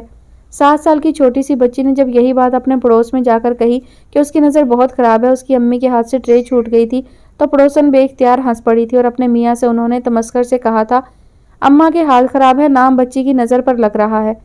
تب اس بچی کو اس ذومانی جملے کا مطلب سمجھ میں نہیں آیا تھا۔ ہر اچھی چیز وہ چھوٹی بہنوں کو دیا کرتی تھیں۔ اس کی منگنی پر کیسا واویلا مچا تھا کہ وہ سمجھ ہی نہیں سکی تھی کہ میری ماں ایسا کیوں کر رہی ہے، اور منگنی توڑے جانے کے کیسے کیسے جواز ان کے پاس موجود تھے جو شہلا کو بالکل صحیح دکھائی دے رہے تھے۔ ابو جی کا اس کو ملال بھری نظروں سے دیکھنا ہی یہ ثابت کرتا تھا کہ وہ اس کے ساتھ ہونے والی زیادتی پر پریشان ہیں۔ ابو اتنے دبو شوہر بن کر کیوں رہے؟ وہ میرے حق کے لیے کیوں نہیں لڑے؟ اس نے سوچا اور اپنی سسکیاں اپنے ہونٹوں تلے داب لیں۔ یہاں کون اس کا اپنا تھا جو اس کو یوں دل گرفتہ دیکھ کر پریشان سا ہوتا؟ میری قسمت ہی خراب تھی، وہ کیسے میرا سہارا بنتے؟ قسمت اچھی ہوتی تو میری ماں ہی کیوں مرتی؟ اپنی کھوٹی قسمت پر کیا رونا؟ سوتیلی ماں نے پال پوس کر پڑھا لکھا دیا تو وہ یقیناً چاہے گی کہ میں ان کے بچوں پر پیسے خرچ کروں اور ان کے بجٹ میں معاونت کروں۔ ٹھیک کر رہی ہیں امی میرے ساتھ، اس نے اپنے آپ کو سمجھایا اور ابو کے کمرے میں آ گئی۔ باپ کو دوا پلانے کے بعد اسے یک بارگی اپنے ننیال کا خیال آ گیا۔ ابو کیا میرے نانا نانی، خالہ اور ماموں اب بھی لاہور میں رہتے ہیں؟ اس نے آہستگی سے پوچھا تھا، مگر رضی صاحب حیران ہو کر اس کو دیکھنے لگے۔ کس نے بتایا تمہیں؟ انہوں نے انتہائی دھیمی آواز میں بمشکل اس سے پوچھا۔ بس پتہ چل گیا، مگر افسوس کہ بے حد دیر سے پتہ چلا۔ کاش بچپن میں ہی پتہ چل جاتا تو مجھے بھی اچھا لگتا کہ اور بچوں کی طرح میں بھی اپنے ننیھال جایا کرتی۔ کیا تم وہاں جانا چاہتی ہو؟ وہ اس کی سوجی سوجی آنکھوں کو بغور دیکھتے ہوئے پوچھ رہے تھے۔ ہاں ابو، میں وہاں جانا چاہتی ہوں کہ وہ کیسے غریب رشتے دار ہیں جنہیں اپنی مری ہوئی بیٹی کی اولاد یاد نہیں آئی۔ تمہاری ماں مری نہیں ہے بیٹا۔ کیا کہہ رہے ہیں ابو آپ؟ اب وہ حیرت سے پریشان سی ہو گئی تھی۔ ہاں بیٹا، وہ زندہ ہیں، انہوں نے دوسری شادی کر لی ہے۔ غریب گھرانے کی ہو کر ان کے ایسے دماغ خراب تھے کہ انہوں نے آپ سے علیحدگی حاصل کر کے دوسری شادی بھی کر لی۔ تم سے کس نے کہا کہ وہ لوگ غریب ہیں؟ تو پھر وہ تو بہت بڑے لوگ ہیں۔ سلمہ میرے ساتھ یونیورسٹی میں پڑھتی تھی، میں تو ایک شرمیلا سا سیدھا سادہ لڑکا تھا، مگر عاطقہ یونیورسٹی کی آل راؤنڈر طالبہ تھی۔ پتہ نہیں انہیں میں کیوں پسند آ گیا۔ اپنے خاندان سے لڑ بھڑ کر مجھ سے شادی کی اور تمہاری پیدائش سے پہلے ہی مجھ سے طلاق کا مطالبہ کر دیا کہ بقول ان کے کلاس ڈفرینس وہ برداشت نہیں کر سکتی تھی۔ چند ماہ بعد انہوں نے تمہیں بھجوا دیا کہ میں آپ کی بچی پال نہیں سکتی۔ تم 6 یا 7 دن کی تھی جب میرے پاس آئی تھی، تمہاری دادی نے تمہیں سنبھالا۔ ابھی تم سال بھر کی بھی نہیں ہوئی تھیں کہ وہ چل بسیں۔ تب میں نے راحیلہ سے دوسری شادی کی اور انہیں یہ بتایا کہ بچی کی پیدائش میں اس کی ماں چل بسی تھی اور تمہیں ہی اس کو ماں کا پیار دینا ہوگا، اور کبھی تم نے اس کو سوتیلی ماں کا احساس دلایا تو وہ دن اس گھر میں آخری دن ہوگا۔ راحیلہ نے بہت کوشش کی کہ تمہاری ننیال کے بارے میں معلومات کرے، تو میں نے ہمیشہ یہی کہا کہ وہ غریب لوگ ہیں، اس لیے بچی سے ملنے نہیں آتے تاکہ وہ اصل حقیقت تک کبھی نہ پہنچ سکے۔ اگر ایسا ہے تو میں کسی طرح ان سے ملنے جا سکتی ہوں؟ یہ سوچنا میرا کام ہے کہ تم کیسے جا سکتی ہو۔ ابو نے اس کے سر پر شفقت سے ہاتھ پھیرا تو وہ یکدم پھوٹ پھوٹ کر رونے لگی۔ زیادہ تر بیٹیاں ماؤں کی باتوں پر چلتی ہیں، انہیں ہر صحیح بات اپنی ماں کی محسوس ہوتی ہے۔ یہی حال سہانی کا تھا۔ وہ اپنی ممی سے شروع سے ہی انسپائر تھی، اس لیے ان کی ہر بات اسے ٹھیک لگا کرتی تھی۔ اب جیسے شاداب بیگم نے سہانی سے کہا کہ سرمد سے کہو تمہارے نام کوئی لگژری فلیٹ خرید لے۔ مگر ممی، مجھے فلیٹ میں رہنا تو کبھی پسند نہیں رہا ہے۔ فلیٹ کتنے ہی کشادہ کیوں نہ ہو، مجھے اچھے نہیں لگتے۔ سہانی نے ببل گم چباتے ہوئے جواب دے ڈالا۔ سہانی، تم اس قدر بے وقوف ہو سکتی ہو میں سوچ بھی نہیں سکتی۔ تو میں کیا غلط کہہ رہی ہوں؟ وہ منہ بنا کر بولی۔ بے وقوف لڑکی شادی کے بعد میاں کی ہتھیلی میں پیسہ نہیں ٹھہرنا چاہیے۔ آپ بھی کیسی باتیں کرتی ہیں ممی، جو بھی سرمد کے پاس ہے وہ میرا ہی تو ہے۔ یہی تو مکاری ہوتی ہے مردوں کی، ایسے ہی بہلاووں میں پھنسا کر رکھتے ہیں وہ بیوی کو۔ سہانی بیٹا، جو چیز تمہارے نام ہے صرف وہ تمہاری ہے، اور جو چیز تمہارے شوہر کے نام ہے اسے کبھی اپنی سمجھنے کی بے وقوفی مت کرنا۔ میرے نام تو سرمد کی کوئی جائیداد نہیں ہے، جبھی تو کہہ رہی ہوں کہ سب اپنے نام کر لو، ورنہ اس کی بہن خاصی چنٹ ہے اور لو میرج کرنے والی لڑکیاں ہوا کے جھونکے کی طرح آتی ہیں تو ذرا سے پتے ہلنے سے وہ نکل بھی جاتی ہیں۔ یہ ارینج میرج ہوتی ہے جو طوفانی جھگڑوں کے باوجود بھی قائم رہتی ہیں۔ اس لیے عقل مندی یہی ہے کہ سرمد سے گاہے بگاہے کوئی نہ کوئی چیز اپنے نام کرواتی رہا کرو، اس سے سسرال والوں میں بھی تمہارا مرتبہ بلند رہے گا۔ ممی، آپ میرے بارے میں پریشان نہ ہوا کریں، سرمد تو میرے ایک اشارے پر اپنا والٹ کھول کر میرے سامنے رکھ دیتے ہیں، تو ان اشاروں کو اپنے لیے مفید بھی بنا لو۔ اوکے، آپ بے فکر رہیے۔ اور جب اس نے اپنے لیے فلیٹ خریدنے کو کہا تو وہ ہنس کر بولا، ہم تو اتنی بڑی کوٹھی میں رہتے ہیں، فلیٹ خرید کر کیا کریں گے؟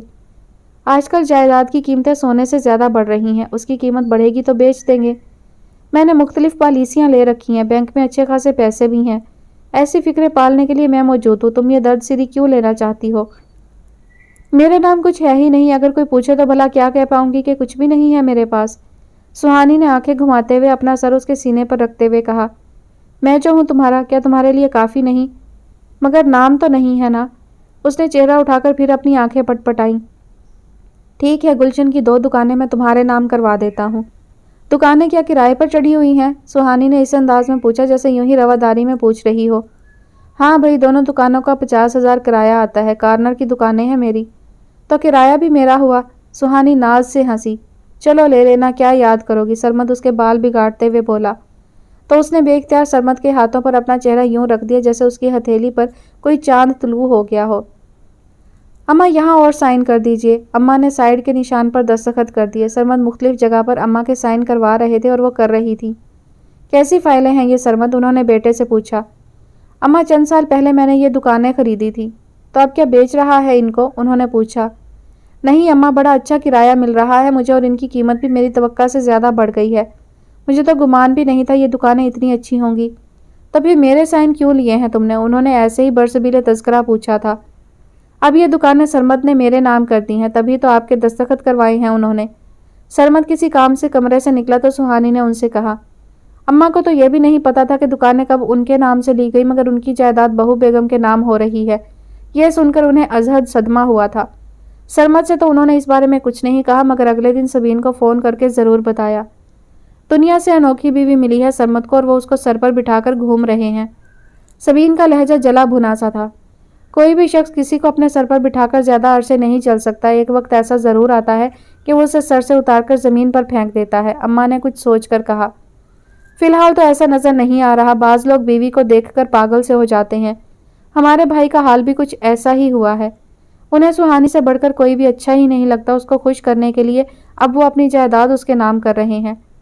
دانا کہتے ہیں کہ بیوی کے نام جائیداد اس وقت کرو جب وہ بچے والی ہو۔ سہانی کو ابھی آئے دن ہی کتنے ہوئے ہیں جو سرمد اس پر واری جا رہے ہیں۔ اماں یہ سہانی مکار ماں کی مکار بیٹی ہے، مجھے تو اس کی ماں کی باتیں سن کر ہی ان کی حقیقت کا اندازہ ہو گیا تھا کہ شاطر قسم کی عورت ہے۔ اسی طرح اس نے اپنی اکلوتی بیٹی کی تربیت بھی اچھی نہیں کی ہے۔ پڑھے لکھے گھرانے سے تعلق رکھنے کے باوجود نہ اسے تمیز ہے اور نہ ہی تہذیب۔ اسے تو اتنا بھی نہیں معلوم کہ سسرال میں رہنے کا کرینہ کیا ہوتا ہے۔ جب ہمارے بیٹے کو ہی احساس نہیں ہے تو اس کو کیا دوش دیں؟ اماں نے گہری سانس لے کر کہا۔ ہاں اماں، اس نقطے پر آ کر تو ساری بات ہی ختم ہو جاتی ہے، اس لیے آپ بھی پرواہ مت کریں، سبین نے ہنس کر کہا۔ مگر دکھ تو ہوتا ہے نا، انہوں نے کہا۔ اماں، جس چیز کے آنے کا آپ کو علم نہیں ہوا تو اس کے جانے کا غم کر رہی ہیں۔ آپ یہ سوچئے کہ سرمد نے آپ کے نام وہ دکانیں لی ہی نہیں تھی۔ مجھے تو معلوم بھی نہیں تھی یہ بات اور نہ ہی اس نے مجھے بتانی ضروری سمجھی تھی، مگر سہانی کو یہ سب کیسے پتا چلا؟